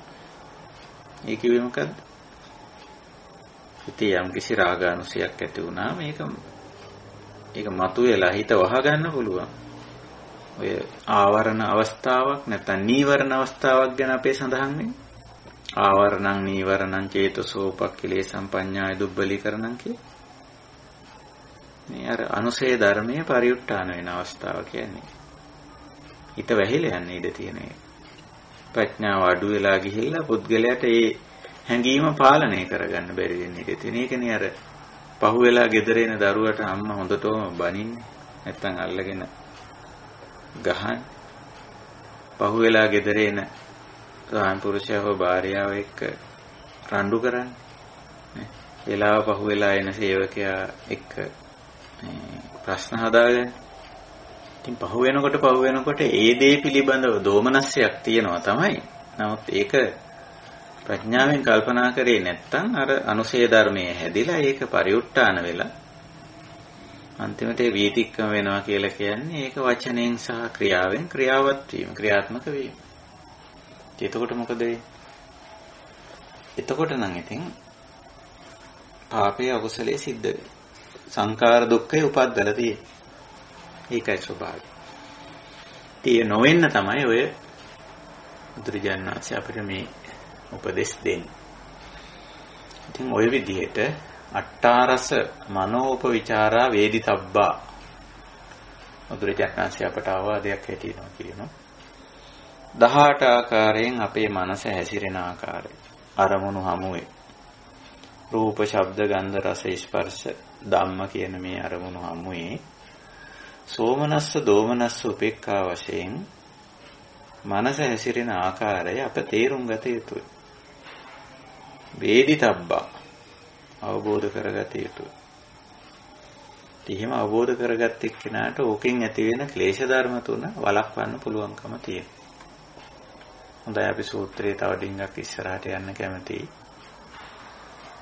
ඊළඟට කියන්නේ චත්තිංස සත්තපදා වේදිතබ්බා කියලා. සත්තපද. ඉතින් සත්තපද කියන එකට විවිධ අර්ථකථන සපයලා තියෙනවා ධර්ම විවරණ වල. සත්ත කියන වචනේ බොහෝ වෙලාවට ඔය වචනේ අහුන ගමන් සත්වයෝ කියලා තමයි හුඟක් අය සලකන්නේ. ප්‍රාණිය සත්වයා කියලා. නමුත් මෙතන හුඟක් අපි ගත යුත්තේ ප්‍රාණියා සත්වයා කියන අදහසට වඩා හිත ඇලෙන කියන වගේ අදහස. ආසක්ත කියන වචනේ ගත්තොත් වඩා සුදුසු වෙනවා. ච තින්ස කියන්නේ 30නේ. ච කියන්නේ 6නේ. දොච්ච තින්ස චත්තින්ස කියන්නේ 36නේ. එතකොට 36 ආකාරයෙන් සත්පද පදය. ඉතින් සත්වයන්ගේ පැවැත්ම කියලා සමහර අය මේකට පරිවර්තනය කරලා තියෙනවා. ඊට වඩා හොඳයි අර අපේ මනස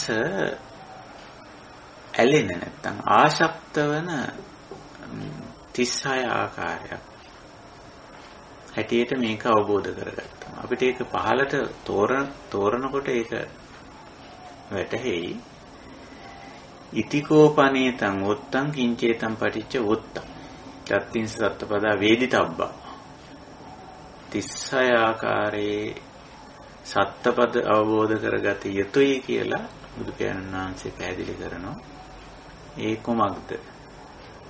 ඔන්න එතකොට කියනවා ච ගේහසිතානි සෝමනස්සානි ච නෙක්ඛම්මසිතානි සෝමනස්සානි ච ගේහසිතානි දෝමනස්සානි ච නෙක්ඛම්මසිතානි දෝමනස්සානි ච ගේහසිතා උපේක්ෂා ච නෙක්ඛම්මසිතා උපේක්ඛා. එතකොට අයවරක් 36. එහෙමයි චත්තිංස. එතකොටම පේනවා නේද මේ සත්වයාගේ එහෙම නිකන් සත්වයෝ හැටියට උපදින තැන් එහෙම නෙවෙයි මේක. මනස පත් වෙන තත්වය. ඒකයි. ඉතින් ඔය ආකාරයට ච හයව දක්වන. ඉතින්දලා ඒක විස්තර කරන තත්ත කතමානි ච ගේහසිතානි සෝමනස්සානි. මේ ගේහසිත සහ නෙක්ඛම්මසිත කියන වචන දෙකත් අපි මෙතෙන්දි තෝරගන්නවා. මේ ගේහසිත කියන වචනේ අර්ථය අල්ලන්න පුළුවන්කම තියෙන්නේ නෙක්ඛම්මසිත කියන වචනේ. ප්‍රතිවිරුද්ධ වචනේ සමහර වචනවල අර්ථය අල්ලන්න පුළුවන්කම. නෙක්ඛම්මසිත කියන වචනේ අර්ථය නෙක්ඛම්ම කියන වචනේ අපිට පැහැදිලි. නෛෂ්ක්‍රම්‍ය නෙක්ඛම්ම පාලි වචනේ නෙක්ඛම්ම. කාම වස්තු සහ කාමී ක්‍රියාවන්ගෙන් පුළුවන් තරම් ඈත් වීම දුරස් වීම කියන එක නෙක්ඛම්ම කියලා කියනවා. එහෙමනම් ගේහසිත කියන වචනේ තෝරගන්න පුළුවන් නේ. කාම වස්තු සහ කාමී ක්‍රියාව ඇසුරෙන් කියන එක. ආශ්‍රයෙන් ඇතිවන්නා වූ මානසික තත්ත්වයන් ටිකක් මේ කියන්නේ. මොනවද ඒ? තත්තකතමානි ච ගේහසිතානි සෝමනස්සානි. මේ මනසපත් වෙන තත්ත්වය. ඔන්න ඒක විස්තර කරන බුදුරජාණන් වහන්සේ චක්කු විඤ්ඤාණං රූපාණං ඉට්ඨාණං කන්තානං මනාපානං මනෝරමාණං ලෝකාමිස පටිසංයුත්තානං පටිලාභං වා පටිලාභතෝ වා සමනුපස්සතෝ එහෙම නැත්නම් පුබ්බේවා පටිලද්ද පුබ්බං අතීතං නිරුද්ධං විපරිණතං සමනුස්සරතෝ uppajjati සෝමනස්සං යං ඒව රූපං සෝමනස්සං ඉදං උච්චති ගේහසිතං සෝමනස්සං. එතකොට මේ එක කාරණයක් විස්තර කරපුවම අපිට අනිත් කාරණා ඒ ආශ්‍රයෙන් තේරුම් ගන්න පුළුවන්. කොහොමද මේක විස්තර කරන්නේ? තත්ත කතමානිච ගේහසිතානි සෝමනස්සානි. කාම වස්තු සහ කාමී ක්‍රියා ඇසුරෙන් ඇති වෙන ඒ කියන්නේ ගේහසිත කිව්වේ සොම්නස කුමක්ද? චක්කු විඤ්ඤාණං රූපාණං. ඔන්න ඇසින් දත යුතු රූප ධර්ම තියෙනවා. ඉට්ඨානං කන්තානං මනාපානං මනෝරමාණං. ඉට්ඨ කාන්ත මනාප මනෝරම. ඉට්ඨ කියලා කියන්නේ ඉතින් ඉටු බව, කැමැති බව. ඒක අර කවුරුත් කැමැති කියලා කියන්නේ. ඉතින් අපේක්ෂා කරන ලක්ෂණ ඉෂ්ට අපි කියන්නේ නිකමටත් කියන්නේ ඉෂ්ට වේවා, ඉටු වේවා, ඉටු කරගන්න හදනවා කියලා අපි කියන්නේ සිංහලෙන්. හැමෝම කැමැති වෙන ස්වરૂපය, හැමෝම බලාපොරොත්තු වෙන ලක්ෂණ ඉෂ්ට කියලා කියනවා. කාන්ත කාන්ත කාන්තිමත් කියලා අපි කියන්නේ ඒකේ තියෙන කිසියම් ආකාරයක දැක්කම හිත ප්‍රබෝධනය වෙන ලක්ෂණයක්. කාන්ත කියලා කියන්නේ ඒක. මනාප කැමති වෙන ලක්ෂණය. මනෝරම හිත අලවන ලක්ෂණය. රමති කියන්නේ අලවීම කියන එකනේ. ඔන්න ඔය විදිහේ ලක්ෂණ වලින් යුක්ත ලෝකාමිෂ පටිසංයුත්තානං. ලෝකාමිෂ මේ ජීවත් වීමට උපකාරී වෙන ලෞකික කියන එක. අන්න ඒවා. එවැනි දේවලින් යුක්ත පටිලාභං වා පටිලාභතෝ වා සමනුපස්සතෝ. එහෙම නැත්නම් පුබ්බේවා පටිලද්ද පුබ්බං අතීතං නිරුද්ධං විපරිණතං සමනුපස්සතෝ සමනුපස්සතෝ. ඉතින් මෙනෙහි කරනකොට මොකද්ද මේ මෙනෙහි කරන්නේ? පටිලාභං වා පටිලාභතෝ වා.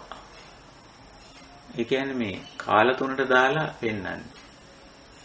එතකොට ලැබීමෙන් හෝ ලැබීමට තියෙනවනම් යමක් අපිට ඉෂ්ඨකාන්ත මනාප මනෝරම දෙයක් එසින් බැලිය යුත්තක් දැන් අපිට බලන්න තියෙන ඉස්සරහට. ලැබෙන්න තියෙන. ඒක බලන්න ලැබෙන්න නෙමෙයි බලන්න දැන් යෙදිලා තියෙන්නේ. මට තව ටිකකින් තව දවසකින් හෙට මට මේක බලා ගන්න පුළුවන්. අද හවස බලා ගන්න පුළුවන්. එහෙම නැත්නම් පටිලාභතෝ දැනට අපි ඒක ලැබමින් ඉන්නේ. එහෙම නැත්නම් පුබ්බේවා පටිලද්ද පුබ්බං අතීතං නිරුද්ධං විපරිණතං. ඒක අතීතයට ගිහිල්ලා නිරුද්ධ වෙලා විපරිණාමයටපත් වෙලා. ඔය කොහොම හරි වේවා. දැන් බලන දෙයක් හෝ අතීත බැලූ දෙයක් හෝ ඉස්සරහට බලන්න තියෙන දෙයක් හෝ අනුස්සරතෝ නැත්නම් සමනුපස්සතෝ මොකද වෙන්නේ? uppajjati සෝමනස්සං සමනුස්සරතෝ. සමනුපස්සතෝ නෙවෙයි සමනුපස්සතෝ සමනුස්සරතෝ. සිහි කරනකොට අනුස්සරති කියන්නේ සිහි කිරීමනේ. uppajjati සෝමනස්සං. ඔන්න සතුටක් ඇති වෙනවා. මට දැන් මෙහෙම දෙයක් මේ බලන්න ලැබෙනවා. හිත. ආවල් ස්ථානේ මේ ගිහිල්ලා බලන්න නරඹන්න ලැබෙනවා. ආවල් පුද්ගලයා මට හිත දකින්න ලැබෙනවා.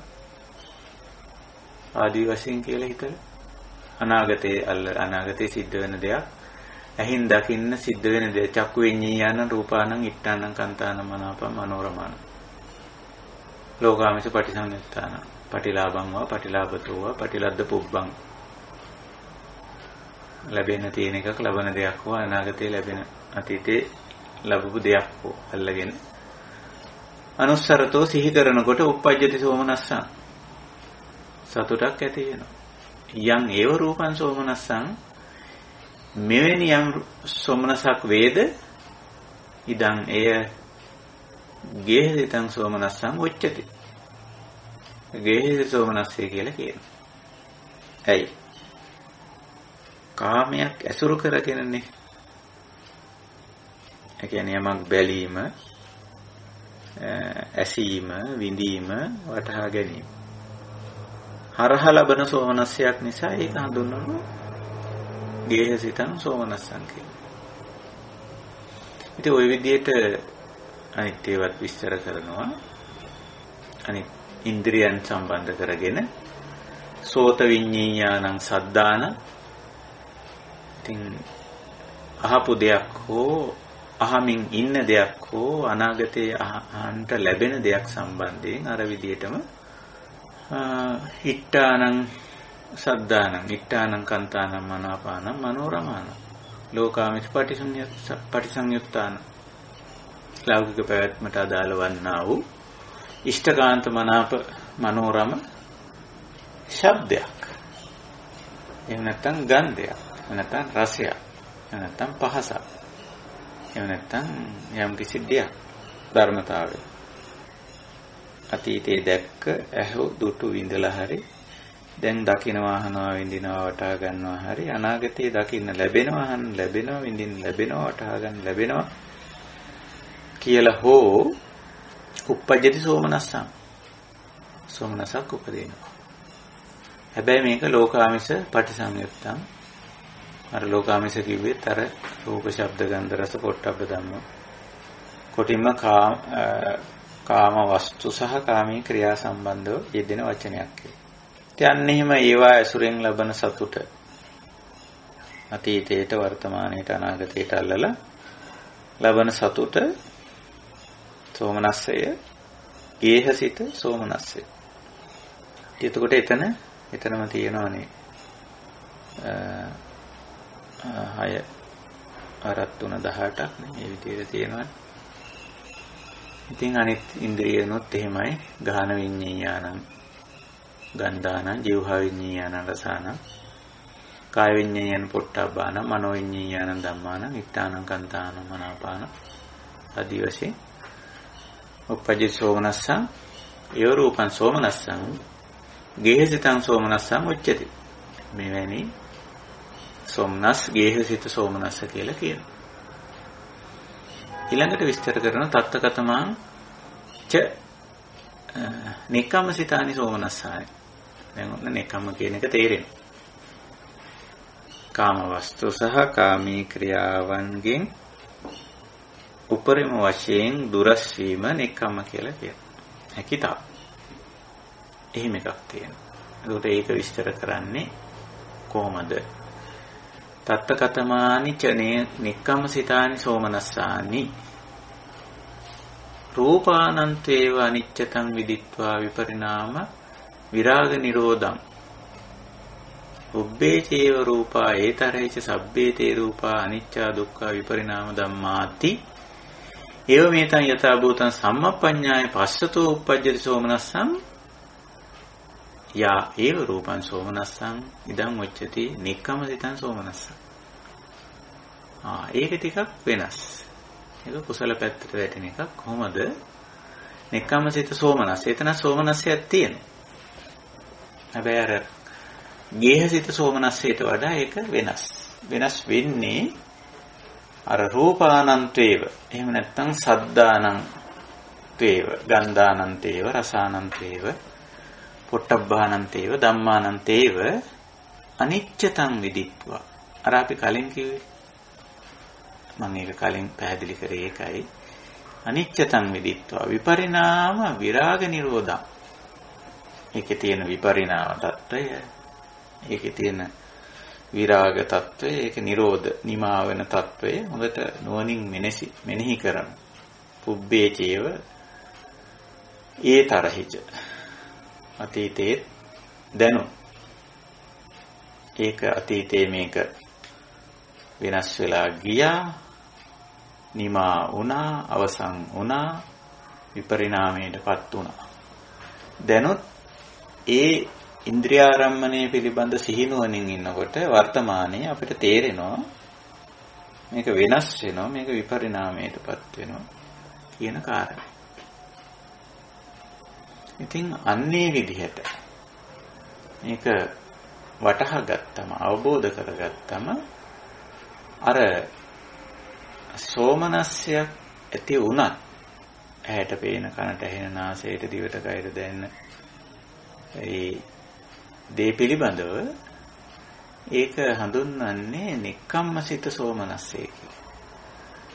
ඒක අර කලින් කිව්වා වගේ ගේහසිත සෝමනස්සේදී තියෙන්නේ රූපේ, ශබ්දේ, ගන්ධේ, රසේ, ස්පර්ශය කියන කාම වස්තුවත්, රූප බැලීම, ශබ්ද ඇහිීම, ගන්ධ රස පහස විඳීම කියන කාමී ක්‍රියාවත් තුලින් ලබන සෝමනස්සය. ගේහසිත සෝමනස්. දැන් අපිට වැඩිපුර තියෙන්නේ සාමාන්‍යයෙන් ඒවනේ. දැන් අපි සෝමනස්සය පුරුදු කරගෙන තියෙන්නේ ගේහසිත පැත්තෙන්. ඒ කියන්නේ ලෞකික කාම වස්තු සහ කාමී ක්‍රියාවන් පුළුවන් තරම් අයිති කරගෙන, අත්පත් කරගෙන, රැස් කරගෙන ඒවා භුක්ති විඳීමෙන් ලබන සතුටට තමයි අපි හුරු වෙලා තියෙන්නේ. අසුතව පුදුජන මට්ටමේදී එහෙමයි. සතුට කියන්නේම ඒක කියලානේ කියන්නේ. ලෝකේ සතුට කියන්නේ මොකක්ද කියලා ඇහුවොත් 100% දෙනා බොහෝ වෙලාවට කියන්නේ මේ රූප බැලීමෙන්, ශබ්ද ඇහිීමෙන්, ගන්ධ රස පහස විඳීමෙන්, නොදන්න දේවල් දැන ගැනීමෙන් ඇති වෙන සතුට. ඇති වෙන්නේ ඒකනේ සතුට කියන්නේ. නොදුක් දේ දකිනකොට සතුටුයි. නෑසෝ දේ අහනකොට, ඇහෙනකොට සතුටුයි. ඒක විපරිණාම වුණත් අනිච්චතං. ඒක ගෙවිලා කියන්නේ නිමා වුණත් ඒත් සතුටුයි. මම මෙහෙම දෙයක් දැක්කනේ අතීතේ. දැන් අහන්න නැති වුණාට මම මෙහෙම දෙයක් ඇහුවනේ අතීතේ. වින්දනේ.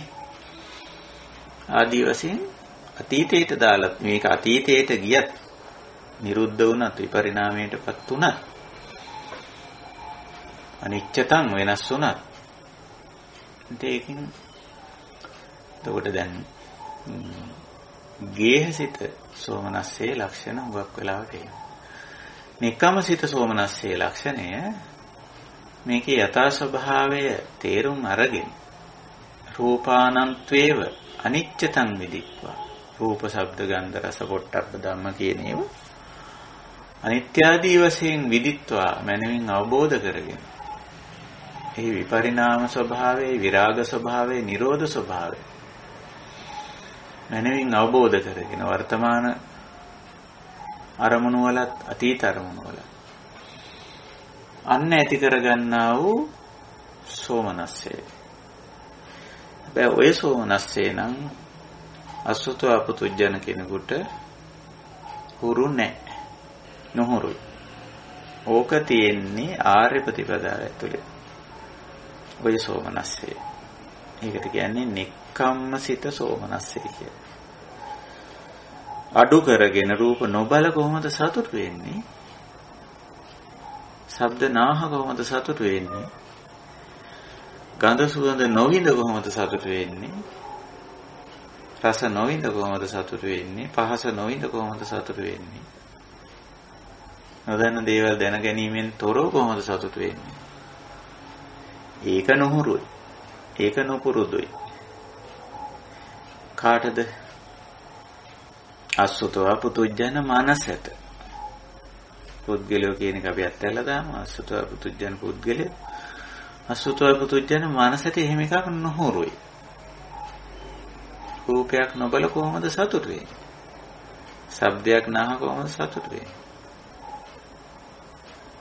හැබැයි එහෙමත් සතුටක් තියෙනවා නෙක්ඛම්මසිත සෝමනස්සේ කියලා.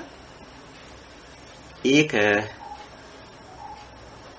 බලහත්කාරයෙන් පුළුවන් කමක් නැහැ ඇති කරගන්න. රූප ශබ්ද ගන්ධ රස ස්පර්ශ වල අනිච්ච අනාත්ම විපරිණාම සමුදය වය පටිච්චසමුප්පන්න ස්වභාවයේ ආදීනව ස්වභාවය හොඳට මෙනෙහි කිරීමෙන් තමන් ඒ වයින් පුළුවන් තරම් ඈත් වෙලා සිටීම තුල ඇති වෙන සෝමනස්සය නෙක්ඛම්මසිත සෝමනස්සය. එහෙමයි. සාකච්ඡාව තවත් පොඩ්ඩක් ඉස්සරහට යනවා මේ දේවල් ඇසුරු කරගෙනම. ඊළඟට දෝමනස්ස දෙකකුත් කියන ওই විදිහට. තත්තකතමානිච ගේහසිතානි දෝමනස්සානි තත්තකතමානිච නෙක්ඛම්මසිතානි දෝමනස්සානි. එතකොට දෝමනස්සයකුත් ඇති වෙනවා. ඒකත් අපිට තේරුම් ගන්න පුළුවන්කම තියෙන. තේරුම් ගන්න පුළුවන් මොකද්ද? චක්කු විඤ්ඤාණං රූපාන අර විදිහටම සෝත විඤ්ඤාණං සද්දාන ගාන විඤ්ඤාණං ගන්ධාන දිවහා විඤ්ඤාණං රසාන කාය විඤ්ඤාණං පොට්ටබ්බාන මනෝ විඤ්ඤාණං ධම්මාන ඉත්තානං කන්තානං මනාපාන මනෝරමාණං ලෝකාමිස පටිසංයුත්තාන. ඔය කියන දේවල් අප්පටිලාභං වා අප්පටිලාභතෝ වා සමනුපස්සතෝ පුබ්බේවා අප්පටිලද්ද පුබ්බං අතීතං නිරුද්ධං විපරිණතං සමනුස්සරතෝ උපජ්ජති දෝමනස්සං යං ඒව රූපං දෝමනස්සං ඉදං උච්චති ගේහසිතං දෝමනස්සං. ඒක ලෞකිකයි. අසුතවා පුතුජන්ට ඇති වෙන දෝමනස්සය. ඒ කියන්නේ අර නොලැබීමෙන් අප්පටිලාභං අප්පටිලාභතෝ අනේ මට මේක දකින්න ලැබුණේ නෑ අතීතේ. අහන්න ලැබුණේ නෑ, විඳින්න ලැබුණේ නෑ, දැනගන්න ලැබුණේ නෑ කියලා. එහෙම නැත්නම් අනේ මට දැන් වර්තමානයේ දකින්න ලැබෙන්නේ නෑ, අහන්න ලැබෙන්නේ නෑ, ඉදින්න ලැබෙන්නේ නෑ, වටහා ගන්න ලැබෙන්නේ නෑ. අනාගතේ මට අහන්න ලැබෙන එකක් නෑ, දකින්න ලැබෙන එකක් නෑ, විඳින්න ලැබෙන එකක් නෑ, වටහා ගන්න ලැබෙන එකක් නෑ කියලා අර ලෝකාමිස ඇසුරු කරගෙන නොලැබීම නිසා ඇති වෙන දෝමනස්සයක් තියෙනවා. යං ඒව රූපං දෝමනස්සං ඉදං උච්චති ගේහසිතං දෝමනස්සං. ඉතින් ඕක අර විදිහටම හය ආකාරයකින් සිද්ධ වෙනවා. අසගණනාසය දිග කය මන ආයතන 6. එතකොට මේ ලෞකික දේවල් අහන්න දකින්න විඳින්න නොලැබීම නිසා ඇති වෙන දෝමනස්සය අසුතව පුතුජන මට්ටමේ එක. ඊළඟ දෝමනස්සය ගත්තොත් ඒක ටිකක් වෙනස්. තත්තගතමානි ච නික්කම්මසිතානි දෝමනස්සානි. සෝමනස්සනේ කාම වස්තු සහ කාමී ක්‍රියාවන්ගෙන් දුරස් වීම නිසා ඇති වෙන දෝමනස්සයකුත් ගැන කතා. කොහොමද ඒක විස්තර කරන්නේ? රූපානන්තේව අනිච්චතං විදිත්වා විපරිණාම විරාග නිරෝධං පුබ්බේචේව රූපායේ තරහිච සබ්බේතේ රූපා අනිච්චා දුක්ඛා විපරිණාම ධම්මාති ඒව මේතං යථා භූතං සම්මප්පඤ්ඤාය දිස්වා අනුත්තරේසු විමුක්ඛේසු පිහං උපට්ඨාපේති.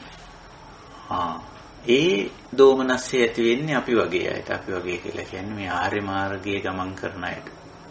ඒ මොකද්ද? අර විදිහටම රූප, ශබ්ද, ගන්ධ, රස, පොට්ටබ්බ ධම්ම කියන දේවල් අතීතේ චේව රූපා ඒතරහිච සබ්බේතේ රූපා දැන් දකින්න ඒවයි අතීතේ දැකපු ඒවයි ඔක්කොම අනිච්ච දුක්ඛ විපරිණාම ධම්මාති. අනිත්‍ය දුක්ඛ විපරිණාමයට පත් වෙන ඒවා හැටියට යථා භූතං සම්මප්පඤ්ඤාය දිස්වා. ඒ ඇතිතතු ඇති ආකාරයෙන්ම දැකලා ඒවා යථා ස්වභාවය දැකලා ප්‍රඥාවෙන් අනුත්තරේසු විමුක්ඛේසු පිහං උපට්ඨාපේති. තාම සම්පූර්ණයෙන් මේවයින් හිත මිදිලා නැහැ. අනුත්තර විමෝක්ෂයටපත් වෙලා නැහැ. නමුත් ඒ විමෝක්ෂය අපේක්ෂා කරනවා. පිහං උපට්ඨාපේති කියන්නේ මේ පිහා කියලා කියන්නේ එක්තරා තණ්හා වගේ එකක් නෙමෙයි පිහා කියලා කියන්නේ. ඉතින් යමක් උත්තරීතර දෙයක් වටිනා දෙයක් ලැබීම පිළිබඳව. ඒ කියන්නේ වටිනා දෙයක් කියන එකෙන් අදහස් කරන්නේ මේ අධ්‍යාත්මික පැත්තේ යම් කිසි වටිනා දෙයක් ලබාගෙන තියෙනවා නම් වෙන කෙනෙක් දැක්කම නැත්නම් අහලා තියෙනකොට ඒ ලබා ගැනීම සඳහා මනසේ ඇති වෙන කැමැත්ත, රුචිය, උනන්දු, පිහං උපට්ඨාපේති. කොහොමද ඒක ඇති වෙන්නේ? ඒක පැහැදිලි කරන බුදුරජාණන් වහන්සේ. කදාස්සු නැත්නම් කුදාස්සු නාම අහං තදායතනං උපසම්පජ්ජ විහෙරිස්සාමි යදරියා ඒතරහි ආයතනං උපසම්පජ්ජ විහෙරಂತಿ. ඔන්න ආයතන පිළිබඳ සාකච්ඡාව ඊටාම වැදගත් තැනකට එන්නේ මෙතනට. යං අරියා ඒතරහි ආයතනං උපසම්පජ්ජ විහෙරಂತಿ. ආර්යයන් වහන්සේලා ආයතන කිසියම් ආයතන හසුරවා ගැනීමේ තත්වයකට පත්ව වාසය කරනවාද? ඒ තරහි දැන් කදාසුනාම අහං මම කවද්ද ඒ තත්වයටපත් වෙන්නේ? ඒ විදිහට ආයතන හසුරවා ගන්න බවට කවදානම්පත් වෙන්දෝ කියලා අර ආර්යයන් පත් වුණු තත්වයටපත් වීම සඳහා මනසේ ඇති වෙනවා පිහං. අන්නර ස්වභාවයට තමයි පිහං කිව්වේ. පිහං කිව්වේ උතන තණ්හාවක් වගේ දෙයක් නෙමෙයි. පිහං කිව්වේ එක්තරා යහපත් තත්වයකට පත්වීම සඳහා ඒ පුද්ගලයාගේ හිතේ ඇති වුණු කැමැත්ත, රුචිය, මනාපය, උනන්දුව, උමනාව. ඔන්න ඔය උනන්දුව, උමනාව ඉෂ්ට නොවන තාක් මොකද්ද? කදාසුනාම යදරියා ඒතරහි ආයතනං උපසම්පජ්ජ විහෙරಂತಿ ඉති අනුත්තරේසු විමුක්ඛේසු පිහං උපට්ඨාපයතෝ uppajjati පිහාපච්චය දෝමනස්ස. මේ පිහාපච්චය මේ පිහාව නිසා දෝමනස්සයක් හටගන්න. ඒ දෝමනස්සයක් හටගන්නේ මම තාම ආර්ය තත්වයටපත් වුණේ නැහැ. ආර්යයන් වහන්සේලා මෙහිමයි ආයතන හසුරවන්නේ. ඇහෙන් රූප බලලා මේ විදිහට ඇහැට දකින රූප සම්බන්ධයෙන් මෙහිමයි කටයුතු කරන්න කියලා අහන්න ලැබෙනවා යම් අවස්ථාවක. ඉතින් ඒ தത്വයටපත් වීමට අපිට ආර්ය මාර්ගයේ ගමන් කර නිවන ඉලක්ක කරගත්ත ඇත්තන්ට මේ පිළිබඳව යම්කිසි පිහාවක් ඇති වෙනවා. ඉතින් අන්න ඒ தത്വයටපත් වෙනකන් අනුත්තරේසු විමුක්ඛේසු කියලා ඒක සඳහන් වෙන්නේ. අනුත්තර විමෝක්ෂය ඒ විදිහට ආයතන හැසිරවීම, සලආයතන හැසිරවීම. යක්කුණා රූපං දිස්වා න නිමිත්තක් ගාහි නානුභ්‍යංජනක් ගාහි යත්වාදිකරණ වේනං අතං අසංගතං විහරන්ත ආදී වශයෙන් පැහැදිලි කරලා තියෙන ඇසින් රූපේ බැලලා ඒ පිළිබඳව ඇලීමක් ගැටීමක් මුලාවක් නැතුව හිත උපේක්ෂාවේ පවත්වා ගැනීමක් පිළිබඳව ඉන්ද්‍රිය භාවනාව උගන් අන්න ඒක. ඉතින් ඒක අහන්න ලැබුණම කදාස්සු නාම අහං තදායතනං උපසම්පජ්ජ විහෙරිස්සාමි. කවදානම් මං ඒ தത്വයට පැමිණ වාසය කරන්නේ දැයි ඉති අනුත්තරේසු විමුක්ඛේසු. යතුම් විමෝක්ෂය පිළිබඳව පිහං උපට්ඨාපේතෝ uppajjati පිහාපච්චය දෝමනස්ස. කිසියම් දෝමනස්සයක් ඇති වෙනව මොකද අර මේ විමෝක්ෂය ගැන නෙමෙයි. ඒ தത്വයටපත් වෙන්න බැරි තා ආර්ය ශ්‍රාවකයා තුල යම් ආකාරයක දෝමනස්යක් හටගන්නවා. ඒකයි. ඉතින් ওই විදිහට චක්කුසෝත ගාන જીවහා කාය මන කියන ආයතන හයම ආර්යයන් වහන්සේලා හසුරවන ආකාරයේ ඊටාම් විශිෂ්ටයි. ඒකට තමයි අනුත්තර විමෝක්ෂ කියලා කියන්නේ. කවදානම් මම එතෙන්ට පැමිණ වාසය කරන්න දෝ කියන අපේක්ෂා සහගත ස්වභාවය ඉෂ්ට නොවන තාක් ඇතිවන්නා වූ දොමනස් සහගත ස්වභාවය තමයි එකෙන් අදහස් කරන්නේ. ඉතින් ඔන්න ඔය විදිහට ඔය උපේක්ෂාවේ ඔය ලක්ෂණ මේ පෙන්නනෝ ගේහසිත, නෙක්ඛම්මසිත, සෝමනස්ස, දෝමනස්ස වශයෙන්. ඉතින් මම හිතනවා අපිට තව ටිකක් මේක ඉස්සරහට කතා කරන්නත් පුළුවන්. ඉතින් ඔය ආකාරයේ ඊළඟට තියෙනවා තත්ත කතමාච ගේහසිත උපේක්ඛා, නෙක්ඛම්මසිත උපේක්ඛා කියලා දෙකක් පැහැදිලි කරනවා. මේ දෙකත් අපි සාකච්ඡා කරලාම අද සාකච්ඡාව විරාම කරමු. තත්තගතමාච ගේහසිත උපේක්ඛා චක්කුණා රූපං දිස්සා උප්පජ්ජති උපේක්ඛා බාලහස මූලහස පුතුජනස්ස අනෝධි ජනස්ස අවිපාක ජිනස්ස අනාදීනව දස්සාවිනෝ අසුතවතෝ පුතුජනස්ස යායව රූපා උපේක්ඛා රූපං සා නාතිවත්තති තස්මා සා උපේක්ඛා ගේහසිතාති උච්චති. අන්න ගේහසිත උපේක්ෂාවක් අපි කිව්වනේ. ඒක තව විස්තර කරනවා. බාල්හස්ස මූල්හස්ස, ඒ කියන්නේ චක්කුණා රූපං දිස්වා, ඇසින් රූපයක් දැකලා නැත්නම් කනින් ශබ්දයක් අහලා නාසයෙන් දිවෙන් කයෙන් ගඳක් රස පහසක් විඳලා අසුතවා පුතුජන පුද්ගලයාට මේ පිළිබඳ ආදීනව දන්නේ නැති තැනැත්තාට අනාදීනව දස්සාවිනෝ අසුතෝතු පුතුජනස්ස අවිපාක, මෙහි විපාක නොදන්නා තැනැත්තාට උප්පජ්ජති උපේක්ඛා. ඒ කියන්නේ එතන උපේක්ඛා කිව්වම බලන්න හොඳට අර ගේහසිත උපේක්ෂාව කියන එක වෙන් කර ගන්න ඕන අපි. නැත්තම් උපේක්ඛාව කිව්වම අර නෙක්ඛම්මසිත උපේක්ෂාව කියලා ගන්න හොඳ නැහැ. උපේක්ෂාව කිව්ව ගමන් අපි සාමාන්‍යයෙන් ඉහළ කුසලයක් හැටියට මේ සලකන්නේ. ඒ නිසා මේ ගේහසිත උපේක්ෂාව වෙන් කරලා ගන්න අපිට පුළුවන් වෙන්න ඕනේ මේ වගේ දේශනාවලදී. වැඩි ගණන් ගන්න නෑ ඒක. මොකද්ද අර අසුතවා පුතුජන ඇහැට පේන එක, කනට ඇහෙන එක, නාසයට දිවට කයට දැනෙන එක පිළිබඳව. කොහොම නමුත් මෙතෙන්දී ඊටාම වැදගත් ප්‍රකාශනයක් තියෙනවා. රූපං සා නාතිවත්තති. ඒතනත්තා මේ පිළිබඳ උපේක්ෂා වුණාට ඔහු රූපය ඉක්මවා ගියේ නැහැ. න අතිවත්තති. ඉක්මවා ගියේ නැහැ. තස්මා ඒක නිසා සා උපේක්ඛා, ඒ උපේක්ෂාව ගේහසිතාති උච්චති. රූපේ ඉක්මවා ගියේ නැහැ. ශබ්දේ ඉක්මවා ගියේ නැහැ. ගන්ධේ ඉක්මවා ගියේ නැහැ. රසය, ස්පර්ශයේ කාරණේ ධර්මතාවය ඉක්මවා ගියේ නැහැ. ඒක නිසා ඒක ගේහසිතයි කියලා කියනවා. මොකද්ද මේ එතකොට ඉක්මවා යනවා කියලා කියන්නේ? ඊළඟ එකෙන් ඒක පැහැදිලි වෙනවා.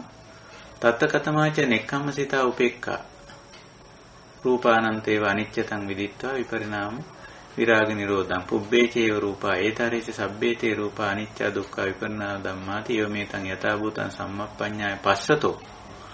එතකොට කියවෙනවා ඒක ආර්ය ශ්‍රාවකයාගේ කියන අදහසනේ. යා ඒව රූපා උපේක්ඛා රූපං සා අතිවත්තති. රූපේ ඉක්මවා ගිහිල්ලා තියෙන එතන.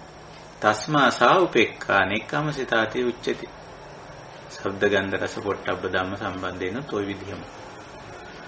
එතකොට රූපේ පෙනෙනවා, ශබ්දය ඇහෙනවා, ගන්ධ රස පහස දැනෙනවා. ඒවා එහෙමයි. ඒවයි තියෙන සමහර වෙලට අර සෝමනස්ස දෝමනස්ස ගතියක් තියෙනවා. හැබැයි ඒක විදර්ශනාවට ගත්තම ඒක යථා ස්වභාවය යථා භූතං සම්මප්පඤ්ඤාය පස්සතෝ. ඇතිතතු මනා ප්‍රඥාවෙන් දකින කෙනා රූපය ඉක්මවා යනවා. යාය ඒව රූපා උපේක්ඛා රූපං සා අතිවර්තති. රූපේ ඉක්මවා යනවා කියලා කියන්නේ ඒකයි. ඒක එතන නතර වීමක් නැහැ. රූපේ බැලුවට රූපේ යථා ස්වභාවය මේකයි කියන ගැඹුරු අවබෝධය මේ රූපය ඉක්මවා යනවා කියලා කියන්නේ. රූපය නාතිවත්තති කියන්නේ රූපේ ඉක්මවා යෑමක් නැහැ කියලා කියන්නේ. ශබ්දයේ ගන්ධයේ රසයේ පොට්ටබ්බේ ධම්මේ සම්බන්ධ වෙනොත් එහෙමම ගන්න ඕනේ. ඒ අනුසාරයෙන්ම ඉක්මවා යන්නේ නැහැ කියලා කියන්නේ ඒක නිත්‍යාත්ම සුඛ විදියට හිතනවා. එතකොට ඒක ඉක්මවීමක් නෑ. මේක මගේ මේක මට ඕන විදියට මං කැමති ආකාරයට පවත්වා ගන්න හැකි දෙයක් ආදී වශයෙන් හිතන. එතකොට එතන රූපය ඉක්මවීමක් නැහැ. නමුත් අනිත්‍ය අනාත්ම පරිණාම සමුදය වය පටිච්චසමුප්පන්න ආදී වශයෙන් දැක්කොත් අස්සාද වෙනුවට ආදීනව දැක්කොත් අන්න රූපේ ඉක්මවා යාමක් තියෙනවා. එතකොට මේ සලආයතන ක්‍රියාත්මක වීම ඇතුලේ මේ සයවිද ආරම්මන මොනවාද සයවිද ආරම්මන කිව්වේ? රූප, ශබ්ද, ගන්ධ, රස, පොට්ටබ්බ ධම්ම. ඒවා පිළිබඳව සෝමනස්ස ඇති වෙනවා, දෝමනස්ස ඇති වෙනවා. ඒ සෝමනස්ස ගේහසිතයි, සමහර වෙලාවට නෙක්ඛම්සිතයි. සමහරට උපේක්ඛා. එතකොට ඒවා ඉක්මවා යෑමක් සහ ඉක්මවා නොයාමක් කියලා දෙකකුත් තියෙනවා. එතකොට මෙතනින් වැදගත් වෙන්නේ නෙක්ඛම්මසිත නේ උපේක්ඛා සහ අතිවර්තනා කියන தত্ত্বය. ඒක මම නැවත කිව්වොත් ආර්ය මාර්ගයේදී අපි කොයි පැත්තටද හැරෙන්න ඕන? ගේහසිත පැත්තට නෙවෙයි නිතරම හැරෙන්න ඕන. නෙක්ඛම්මසිත පැත්තට. ඒකේ මොකද්ද? නෙක්ඛම්මසිත කිව්වේ කාම වස්තු සහ කාමී ක්‍රියාවන් පුළුවන් තරම් රැස් කරන පැත්තට නෙවෙයි අස් කරන පැත්තට. කාමී ක්‍රියාවන් වල පුළුවන් තරම් යෙදෙන පැත්තට නෙවෙයි නොයෙදෙන පැත්තට. හැබැයි ඒක අවබෝධයෙන් කරන්න ඕන. නැත්තම් එහෙම මානසික පීඩන හැදිලා තමයි නතර වෙන්නේ. ඌව බලෙන් නතර කරපු අය දැන් ඉන්නේ මානසික ලෙඩ්ඩු ඉන්න තැන්වල. ඒක තමයි සමහරු භාවනාව වරද්ද ගන්න තැන. රූප වැලිල්ල, ශබ්ද ඇහිල්ල, ගන්ධ රස පහස විඳිල්ල බලෙන් නතර කරන. එතකොට ඉන්නේ ඉස්සර වෙලාම ඉන්නේ ස්ට්‍රෙස්, ડિප්‍රෙෂන්, mental disorders. ඉතින් ඕවා තමයි ඇති වෙන්නේ. ඒකනේ ඔය සමහරු භාවනා කරන අයට දොස් කියන්නේ. භාවනා කරන්න එපා, භාවනා කරාම පිස්සු හැදෙනවා කියන්නේ. ඇත්ත කාරණේ ඉතින්. භාවනා වැරද්දක් නෙමෙයි, වැරදි විදියට කිරි. ඒක නිසා මේ කාමවස්තු සහ කාමී ක්‍රියාවන්ගෙන් ඉවත් වෙනකොට අවබෝධයෙන් ඉවත් වෙනවා. කොහොමද අවබෝධයෙන් ඉවත් වෙන්නේ? ඒවා අනිච්චතෝ, දුක්ඛතෝ, රෝගතෝ, ගණ්ඩතෝ, සල්ලතෝ, අගතෝ, අබාධතෝ, පරතෝ, පලෝකතෝ සමනුපස්සති. අන්න බුදු පියාණන් වහන්සේ මේක දිහා මේවා ඇත්ත తත්වය. යථා භූතං සම්මප්පඤ්ඤය දට්ඨබ්බං කියලා තියෙනවා. ඒ විදිහට දැක්කම මේ වයින් අයින් වෙන්න ලේසි. බලහත්කාරකමක් මනසට කරන්න ඕනේ නැහැ. කරන්න ඕනේ නැහැ. ඉතින් ඉවත් වෙනවා. ඉතින් ලේසි. ගැටලුවක් නැහැ. ඉතින් මානසික පීඩා එන්නේ කොහොමද? ડિප්‍රෙෂන් එන්නේ කොහොමද? මෙන්ටල් ඩිසෝඩර්ස් එන්නේ කොහොමද? පිස්සු හැදෙන්න දෙයක් නැහැ. අපි අයින් වෙලා තියෙන්නේ. අපි දන්නවා ඒකේ ආදීනවයි. ඒ විදිහට අයින් වෙනවා. එතකොට ඔන්න ගේහසිතෙන් නෙකමසිතට එන්න ඕන. ඊළඟට සෝමනස්ස දෝමනස්ස වලින් උපේක්ඛාවට එන්න ඕන. සෝමනස්ස දෝමනස්ස ස්වභාවිකයි. නමුත් නිතරම පුරුදු කරන්න ඕන උපේක්ෂාව. සෝමනස්සේ පස්සේ යනවත් දෝමනස්සේ පස්සේ යනවටත් වඩා නෙක්ඛම්මසිත උපේක්ෂාවට එන්න ඕන. අවබෝධයෙන්පත් වුණා ඒතින්ට පුළුවන්. ප්‍රඥාවෙන් නියන්නේ. ඊළඟට නාතිවත්තති තැන ඉඳලා අතිවත්තති තැනට එන්න ඕන. රූපං සද්දං ගන්ධං රසං පොට්ටබ්බං ධම්මං නාතිවත්තති නෙමෙයි. ඒ ළඟ නතර වීම නෙමෙයි, ඒක ඉක්මවා යාම කියන එක. අතිවත්තති කියලා කියන්නේ. මොකක්ද ඉක්මවා යනවා කියලා කියන්නේ? අන්නර මනෝපවිචාර කියලා එකක් කලින් කිව්වා අපිට මතකයිනේ. එතන හිත කරකැවි තියෙන්නේ නැහැ. ඒක ඉක්මවල යන්න හරි ලේසියෙන් පුළුවන්. ඒකයි. ඔය අපි දැන් වන්දනා ගමනක් එහෙම ගියාම සමහර තැන් වලට දාපුවම එතනින් ගලව ගන්න බෑ. යයන් ගෙදර යන් මොකද්ද කරන්න කියලා. එතනම රැඳිලා ඉන්නේ. ඉතින් හරි අමාරුවෙන් ඒ පුද්ගලයා එතනින් ගලවගෙන යනවා. ඒ වගේ චාරිකාවක් එහෙම ගියා. ඒ මොකද්ද වෙන්නේ? එතන කැරකි විඳ තියෙනවා. ඒ ආරම්මනේ ඉක්මවල යන්න බෑ.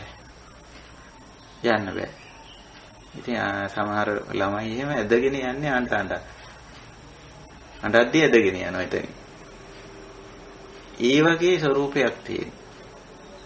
ඉතින් අපි මේ සලායතන ක්‍රියාකාරීත්වයයි මේ ගැඹුරු පැත්තයි අපි අවබෝධ කරගත්තොත් මේක ඉක්මවන්න පුළුවන්. ඒකයි ස්වභාවය. හොඳයි. මම සාකච්ඡාව ඔතකින් නිමා කරනවා. අපිට තව සූත්‍රයේ තව චුට්ටක් ඉතුරුනා. ඉතින් මේවා එක දිගට නිකන් කියාගෙන යන එක ගැලපෙන්නේ නැහැ මේ ගැඹුරු සූත්‍ර. ඒක නිසායි මම මේ කාලය ටිකක් ගත්තේ. මම හිතනවා අපේ කල්යාණ මිත්‍රයෝ ගැන උපේක්ෂා වෙයි. හොඳයි අපි වෙනද වගේ මෙතෙන් සිට ධර්ම සාකච්ඡාවට යමු වෙනවා. මේ පිළිබඳව අදහස් උදහස් ගැටලු ප්‍රශ්න අපහැදිලිකම් තියෙනවා නම් අපිට පුළුවන් මෙතෙන් සිට සාකච්ඡාවට යමු වෙන්න. මම ආරාධනා කරනවා ධර්ම සාකච්ඡාවට. ස්වාමීන් වහන්සේ අවසරයි. ඔව් කියන්නේ. ස්වාමීන් වහන්සේ මේ නෙක්ඛම්මසිත උපේක්ෂාව තුලත් නිත්‍ය සංඥාව ඇති කරගත්තොත් පසේඳුරන්ට ගෝචර වන සෝමනස්ස දෝමනස්ස ස්වභාවය තුල විසිතේක වෙනව නේද? ඔව් සංඥා වැරදුනොත් වෙනවා. ඒ කියන්නේ ඒක දැන් සංඥාවේ තියෙනවනේ දෙපැත්තක් කුසල සංඥා සහ අකුසල සංඥා කියලා. එතකොට නිත්‍ය සංඥා, සුඛ සංඥා, අත්ථ සංඥා මේවා අකුසලයිනේ. අනිත්‍ය සංඥා, අනත්ත් සංඥා, අසුභ සංඥා, ආදීනව සංඥා කුසලයිනේ. එහෙමයි. එතකොට අපිට පුළුවන්කම තියෙනවා ඇහැට පේන රූපය, කනට ඇහෙන ශබ්දය, නාසයට දිවට කයට දැනෙන ගන්ධ රස පහස, මනසට අලුතෙන් අපි දැනගන්න කාරණේ අලලා අනිත්‍ය සංඥාව ඇති කරගන්න පුළුවන්. විතරක් නෙමෙයි ඒකෙන් ඇති වෙන සෝමනස්සය, දෝමනස්සය, පෙක්ඛා ඔය හැම එකක් සම්බන්ධයෙන්ම අනිත්‍ය සංඥාව ඇති කරගන්න පුළුවන්. අනත්ත් සංඥාව ඇති කරගන්න පුළුවන්. සුභ සංඥාව, ආදීනව සංඥාව, පහාන සංඥාව, විරාග සංඥාව, නිරෝධ සංඥාව ඇති කරගන්න පුළුවන්. එතකොට එහෙම වෙන්නේ නැහැ. ඒ කියන්නේ නෙක්ඛම්මසිත උපේක්ඛා නේ ඔබතුමී මතු කරේ. එහෙමයි. ඔව් ඒක සංඥාව ඒකනේ මේක ඇතුළෙම කියලා තියෙන්නේ අනිච්චතෝ මේ ආදී වශයෙන් මේක දකිනවා කියලා දැකිය යුතුයි කියලා. නෙක්ඛම්මසිත උපේක්ෂාවේදී රූපානන්තේව අනිච්චතං විදිත්වා විපරිණාම විරාග නිරෝධං ඒ විදිහට දකිනකොට සංඥාව කුසල පැත්තට හැරිලා තියෙනවා. එහෙම වුණොත් ඒ ඔබතුමී කියන ගැටලුව පැන නගින්නේ නැහැ. එහෙමයි. ඒකයි සංඥාව හරි පැත්තට ගත්තම සංඥා කියන්නේ මෙතන තීරුම් ගැනීමනේ. එහෙමයි. මේ පැත්තට ගත්තම ඒ කියන ගැටලුව එන්නේ නැහැ. එහෙම නොවුනොත් ඒ කියන ගැටලුව එනවා. එනවා. ඔව්. ඒක හරි. ඔබ වහන්සේට ගොඩාක් කුසල් ස්වාමීන් වහන්සේ. අවසරයි පෙරවන් සර්ණයි ස්වාමීන් වහන්සේ. පෙරවන් සර්ණයි. ඔව් ස්වාමීන් වහන්සේ දැන් අපි ආර්ය මාර්ගය යනකොට දැන් මේ ගෙහයසිතකටද වැටෙන්නේ නෙක්ඛම්මද ඒ ප්‍රතිපදා දෙකෙන් කොහොකටද වැටෙන්නේ කියලා තීරණය වෙන්නේ. එහෙම නැත්නම් අපි මාර්ගය යනකොට ස්වාමීන් වහන්සේ අපි මේ නෙක්ඛම්මයි ගෙයයි අතර දෝලණය වෙනව නේද? අපේ සතිය කොච්චර තීව්‍රද කියන එක මත. ඒක හරි. සති සම්පජඤ්ඤය පවත්වා ගන්න ප්‍රමාණයට සාපේක්ෂව දෝලණය කියන්නේ නෙක්ඛම්මසිත පැත්තට වැටෙනවද, ගේහසිත පැත්තට වැටෙනවද කියලා තීරණය වෙනවා. ඒක හරි. ඒක හරි. සති සම්පජඤ්ඤය අඩු නම් ගේහසිත පැත්තට වැටෙනවා අපිනේ. එහෙමයි ස්වාමීනි. සති සම්පජඤ්ඤේ විරිය තුනම ගන්න ඕන අපි. සති සම්පජඤ්ඤ විරිය. ඒ විරිය තුන යොදනවා නම් වැඩිපුර මේ අපි නෙක්ඛම්මසිත පැත්තට වැටෙනවා. ඒක හරි. ඒක ඩිපෙන්ඩබල්. ඒ කියන්නේ මේකේ තියෙන්නේ මත යැපෙන ලක්ෂණය තියෙන්නේ.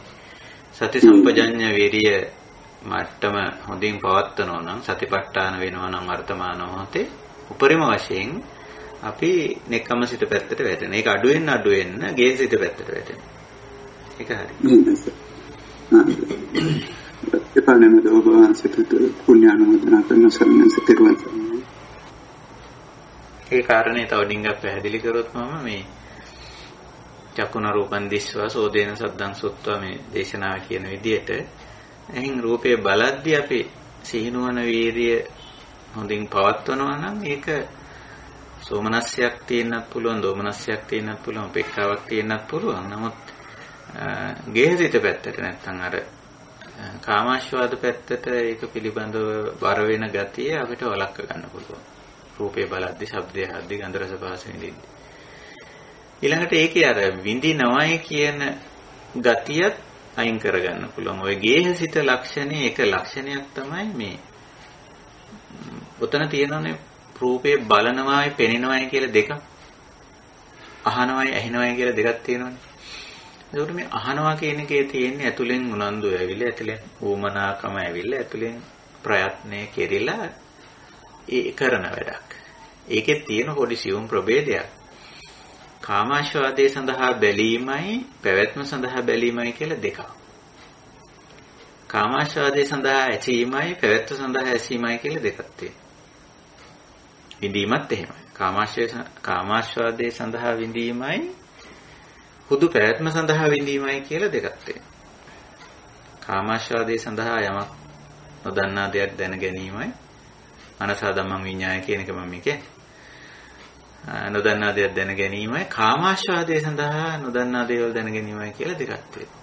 ඒකට අපි ප්‍රඥාව මෙහෙවාගෙන යන එක්කෙනා නිතරම මේ අර දැකීම, ඇසීම, විඳීම, වටහා ගැනීම කියන කාරණේ කාමාශ්වාදයේ පැත්තට නෙමෙයි දාන්නේ. හුදු පැවැත්ම පැත්තට. එතෙන්ට දාපුවාම මේ ක්‍රියාවේ 90ක් අඩු වෙනවා. මට හිතෙන්නේ ඊටත් වැඩි කියලා. 99.99%ක්ම මේක අඩු වෙනවා කියලා මට හිතෙනවා. මොකද අපි කාමාශ්වාදයේ පැත්තට බර වෙලා රූප බැලීම, ශබ්ද ඇහිීම, ගන්ධ රස පහස විඳීම, කරුණු වටහා ගැනීම පටන් ගත්තම ඒකේ කෙලවරක් නැහැ, සීමාවක් නැහැ. හැබැයි ජීවිත පැවැත්මේ තියෙන හරිම ලිමිටේෂන්, ඒක හරිම ලිමිටඩ් සීමා සහිතයි. අපිට ජීවිත පැවැත්ම සම්බන්ධයෙන් නම් ගොඩක් දේවල් බලන්න ඕනේ නැහැ. ජීවිත පැවැත්ම සඳහා ගොඩක් දේවල් අහන්න ඕනේ නැහැ. ගොඩක් දේවල් විඳින්න ඕනේ නැහැ. ගොඩක් දේවල් මේ අලුතෙන් දැන ගැනීම අවශ්‍ය නැහැ. නමුත් ඒ සීමාව පන්නලා කාමාශාව පැත්තට වැටුණොත් ඉතින් ඔන්න ඔය සීමාව පන්න ගන්න නැතුව ඉන්න නම් අර කියපු සිහිනුවණයි වීරියයි තියෙන්න ඕන අපිට. නැත්තම් ওই සීමාව පනින. රූප බැලීම ජීවිත පැවැත්ම ඉක්මවලා ගිහිල්ලා කාමාශ්වාදයේ පැත්තට වැටෙනවා. එතකොට නම් කාම ඕගයට වැටෙනවා. මේක සීමා කරන්න බෑ, කොතනින්වත් නවත්තන්න බෑ. ශබ්ද ඇහිීම ජීවිත පැවැත්ම ඉක්මවා ගිහිල්ලා කාමාශ්වාදයේ පැත්තට වැටෙනවා. ගන්ධ රස පහස විඳීම දිවි පැවැත්ම ඉක්මවා ගිහිල්ලා කාමාශ්වාදයේ පැත්තට වැටෙනවා. අලුතෙන් යම් දේවල් දැනගැනීම මනසා ධම්මං විඤ්ඤාය කියන කාරණේ.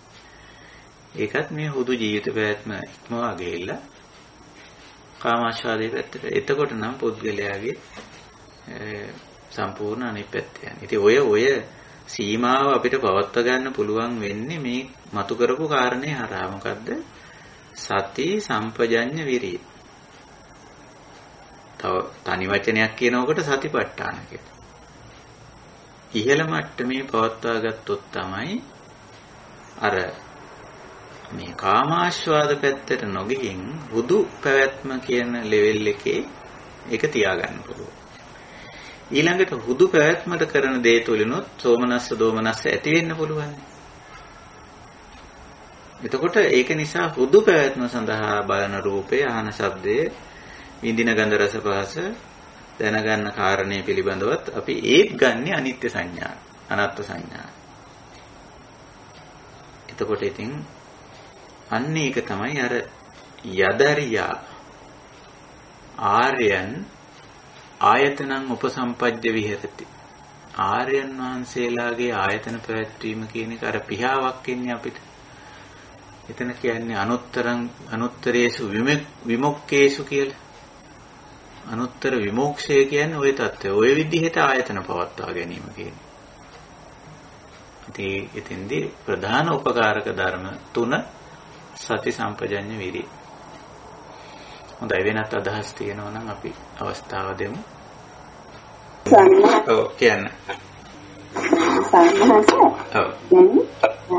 කිසිවක් අපේ වසඟයේ පවත්වාගත නොහැකි යන අනාත්ම ධර්මයේ සනාථ කරමින් ස්වාමීන් වහන්සේ යම් අවස්ථාවන්දී යම් සිද්ධීන් කරන කොටගෙන අපේ මහත් බලාපොරොත්තු සඵල කරමින් සොම්නස් පහළ වූ විටකදී ඒ කායික වශයෙන් ඉස්මතු වන අවස්ථාවක් තියෙනවා. මගේ අත්දැකීමක් වශයෙන් ඊට වසර ගණනාවකට පෙර ධර්මානුකූල පදනමේ නොසිටින කාලයේ මා සදින් බලාපොරොත්තු පරිදි මට ලැබුණු හැකියාවෙන් කොතරම් සොම්නසටපත් වූයේද යත් දින 7ක් පමණ මට කැම රුචිය පවා නැති වුණා. එතනදී මා හිතුවා ඇයි මෙහෙම උනේ කියලා. මේ ධර්ම සාකච්ඡාවේදී හැඟෙන පරිදි එහි ධර්මානුකූල ස්වභාවය පැහැදිලි කරලා දෙන්න පුළුවන්. ඔව් ඒ අවස්ථාවේ ඒ ලද ලාභය මේ අපි මෙතන ලාභ කියන වචනේ සූත්‍රයේ පැහැදිලිවම දේශනා කරලා තියෙනනේ සඳහන් වෙලා තියෙනනේ ලාභ කියන වචනේ. එතකොට ඒ ලද ලාභය ලද්දං හා ලද්ද පුබ්බං හා ඒ කියන්නේ ලැබුණ එක නොහිතූ විදිහට. හැබැයි ඒක අපි කියන්නේ නොසිතූ විදිහට ලැබුණා කියලා. නමුත් හේතුඵල ධර්මානුකූලව ඒක විමර්ශනය කරගන්න තරම් සුතවා අරිය ශාවක ඥානයක් ඊවකට ඔබතුමීට තිබ්බේ නැහැ.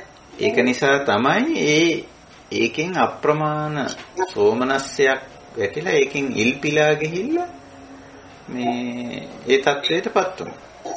හේතුඵල ධර්මානුකූලව එහෙම. නමුත් අපි ඒක සොයා බලලා විමසා බලලා අපිට හොයාගන්න පුළුවන් වෙනවා මේක හේතුඵල ධර්මානුකූලයි වෙයි මේක සිද්ධ වුනේ මේක ලැබීමට අදාළ හේතුව මෙතන තිබුණා. ඉතින් ඒක නිසා මේක ලැබුණා. හැබැයි අපේ හිත එහෙම බලාපොරොත්තු රහිතව ඉන්නේ නැති සමහර විට මේක ලැබෙන එකක් නැහැ කියලා. නමුත් ලැබීමට හේතු යෙදිලා තිබුණා. ඒක නිසා ලැබුණා. අර අපේ බලාපොරොත්තුව තිබුණා එක පැත්තක සිද්ධ වුණේ අනිත් පැත්ත.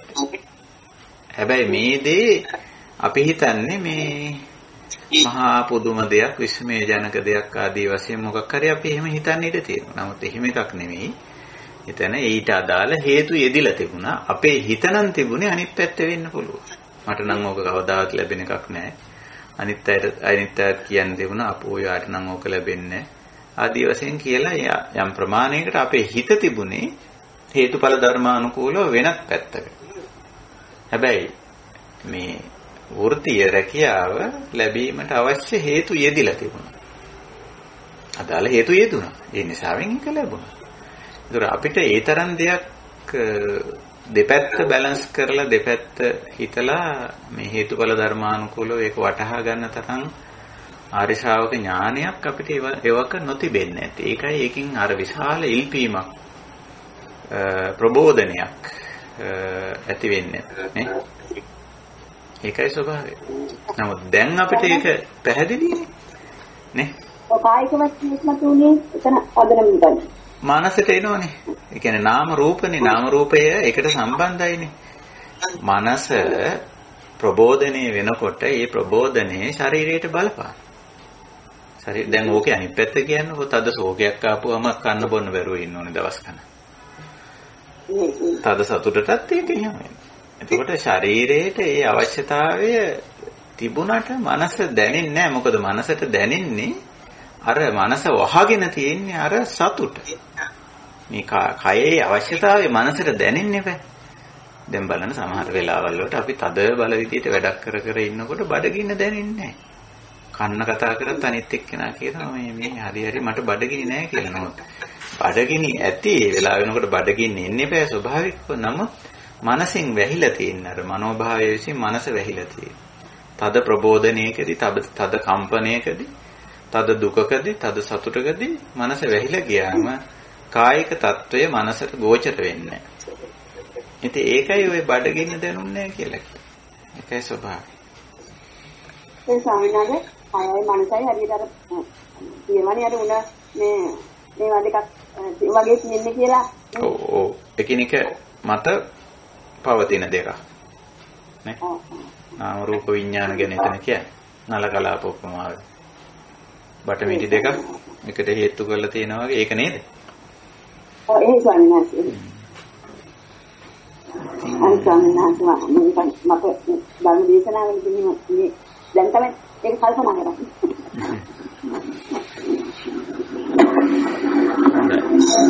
අපි එහෙමනම් අදට දහම් හමුව නිමා කරමු. ඉතින් අදත් අපි සාකච්ඡාවට ගත්තේ මේ ටිකක් ගැඹුරු සූත්‍රයක්. මහා සලායතනික සූත්‍රය මජ්ක්‍ධිම නිකායේ උපරිපන්නාසකේ විභංග වර්ගය තුල. ඉතින් අපිට ඒ සූත්‍රය තව කොටසක් ඉතුරුනා. අපි ඒක ඉදිරි දහම් හමුවේදී කතා බහ කරනවා. අපේ ඉදිරි දහම් හමුව සුපුරුදු විදියට අද 28 30 වෙනිදා අපි හමු වෙන්න බලාපොරොත්තු වෙනවා. එදාට එකතු වුණාම අපිට මේ සමස්තයක් හැටියට මේ සූත්‍රය අවසන් කරන්න අපිට පුළුවන් වේවි. ඉතින් අපි මේවා සාකච්ඡා කරන්නේ ඇත්තටම අපේ මේ අනිශ්චිත විහරණය පවත්වා ගන්නට. අපි රූප බලන අය, රූප පේන අය, ශබ්ද අහන අය, ශබ්ද ඇහෙන අය, ගන්ධ රස පහස විඳින අය, විඳින්න සිදු වෙන අය, මානසික කරුණු වටහා ගන්න අය, අපිට වැටහෙන අය. ඉතින් ওই ක්‍රියාවලිය ඇතුළේ කොහොමද මේවට නිශ්චිත නොවි ඉන්නේ? ගේහසිතයි සමහර වෙලාවට නිකම්මසිතයි මේ පැතිකඩයන් හොඳට අවබෝධ කරගෙන කොයි තත්වයේ යටතේ වුණත් මේවා යථා ස්වභාවයේ මනා ප්‍රඥාවෙන් දැකලා අපිට පුළුවන්කම තියෙනවා මේ සයාකාර අරමුණු වල නිශ්චිත නොවි ඊන් ලැබෙන වින්දනයන්හි පවා සෝමනස්ස දෝමනස්ස උපේක්ඛා වල පවා නිශ්චිත නොවි ඉන්න පුළුවන්කම තිබෙනවා. ඉතින් අන්න එතෙන්ට එන්න ඒ අනිශ්චිත විහරණයට තමයි අපි මේ අනිශ්චිත විහරණය ගොඩනගා ගන්න තමයි අපි මේ සාකච්ඡා කරන්නේ. ඉතින් මම හිතනවා අපේ කල්යාණ මිත්‍රයන්ට මේ කාරණා තේරුණා, වැටහුණා. පුහුණු වෙමු අපි. භාවනාව කියන්නේ මේ සාකච්ඡාවේ නැති වෙලාවේ, ඇසින් රූප බලන වෙලාවේ, කනින් ශබ්ද අහන වෙලාවේ, නාසයෙන් ගන්ධ රස පහස විඳින වෙලාවේ, මනසින් අලුතින් කරුණු දේවල් තොරතුරු දැනගන්න වෙලාවේ. අන්නේ වෙලාවේ මේ අපි භාවනාව පුහුණු වෙනවා. ඒ වෙලාවේ අර මහත්මයා මතක් කළා වගේ සිහිනුවන වීරිය උපරිම තලයෙන් පවත්වා ගමු. එතකොට නිශ්චිත වීම නැති වෙලා යනවා. අනිශ්චිත වෙන්න පුළුවන් අපිට. තවත් විදිහකින් කිව්වොත් ගේහසිත නොවි නෙක්ඛම්මසිත වෙන්න පුළුවන්කම තිබෙනවා. ඒ සඳහා උත්සාහ කරමු, උනන්දු වෙමු කියන අදිෂ්ඨානය අපි හැමදෙනාම ඇති කරගෙන අද දහම් හමුව නිමා කරමු. වෙනදා වගේම කල්යාණ මිත්‍රත්වයෙන් ගෞරවයෙන් අපේ දහම් හමුවට එකතු වුණු ස්වාමීන් වහන්සේලා මෙහින්නාන්සේලා ඇතුළු අපේ කල්යාණ මිත්‍ර හැමදෙනාටම මේ උතුම් ධර්ම අවබෝධය මේ ජීවිතයේදීම අනිශ්චිත විහරණේ නම් වූ පරම ශාන්ත නිර්වාණ ධර්මයේ සාක්ෂාත් කර ගැනීම පිණිසම උපකාරී වේවා, උපනිශ්‍රේ වේවා, හේතු වාසනා වේවා කියන උතුම් අධිෂ්ඨානයෙන් දහම් හමුව නිමා කරනවා. හැම දිනාටම තෙරුවන් සරණයි.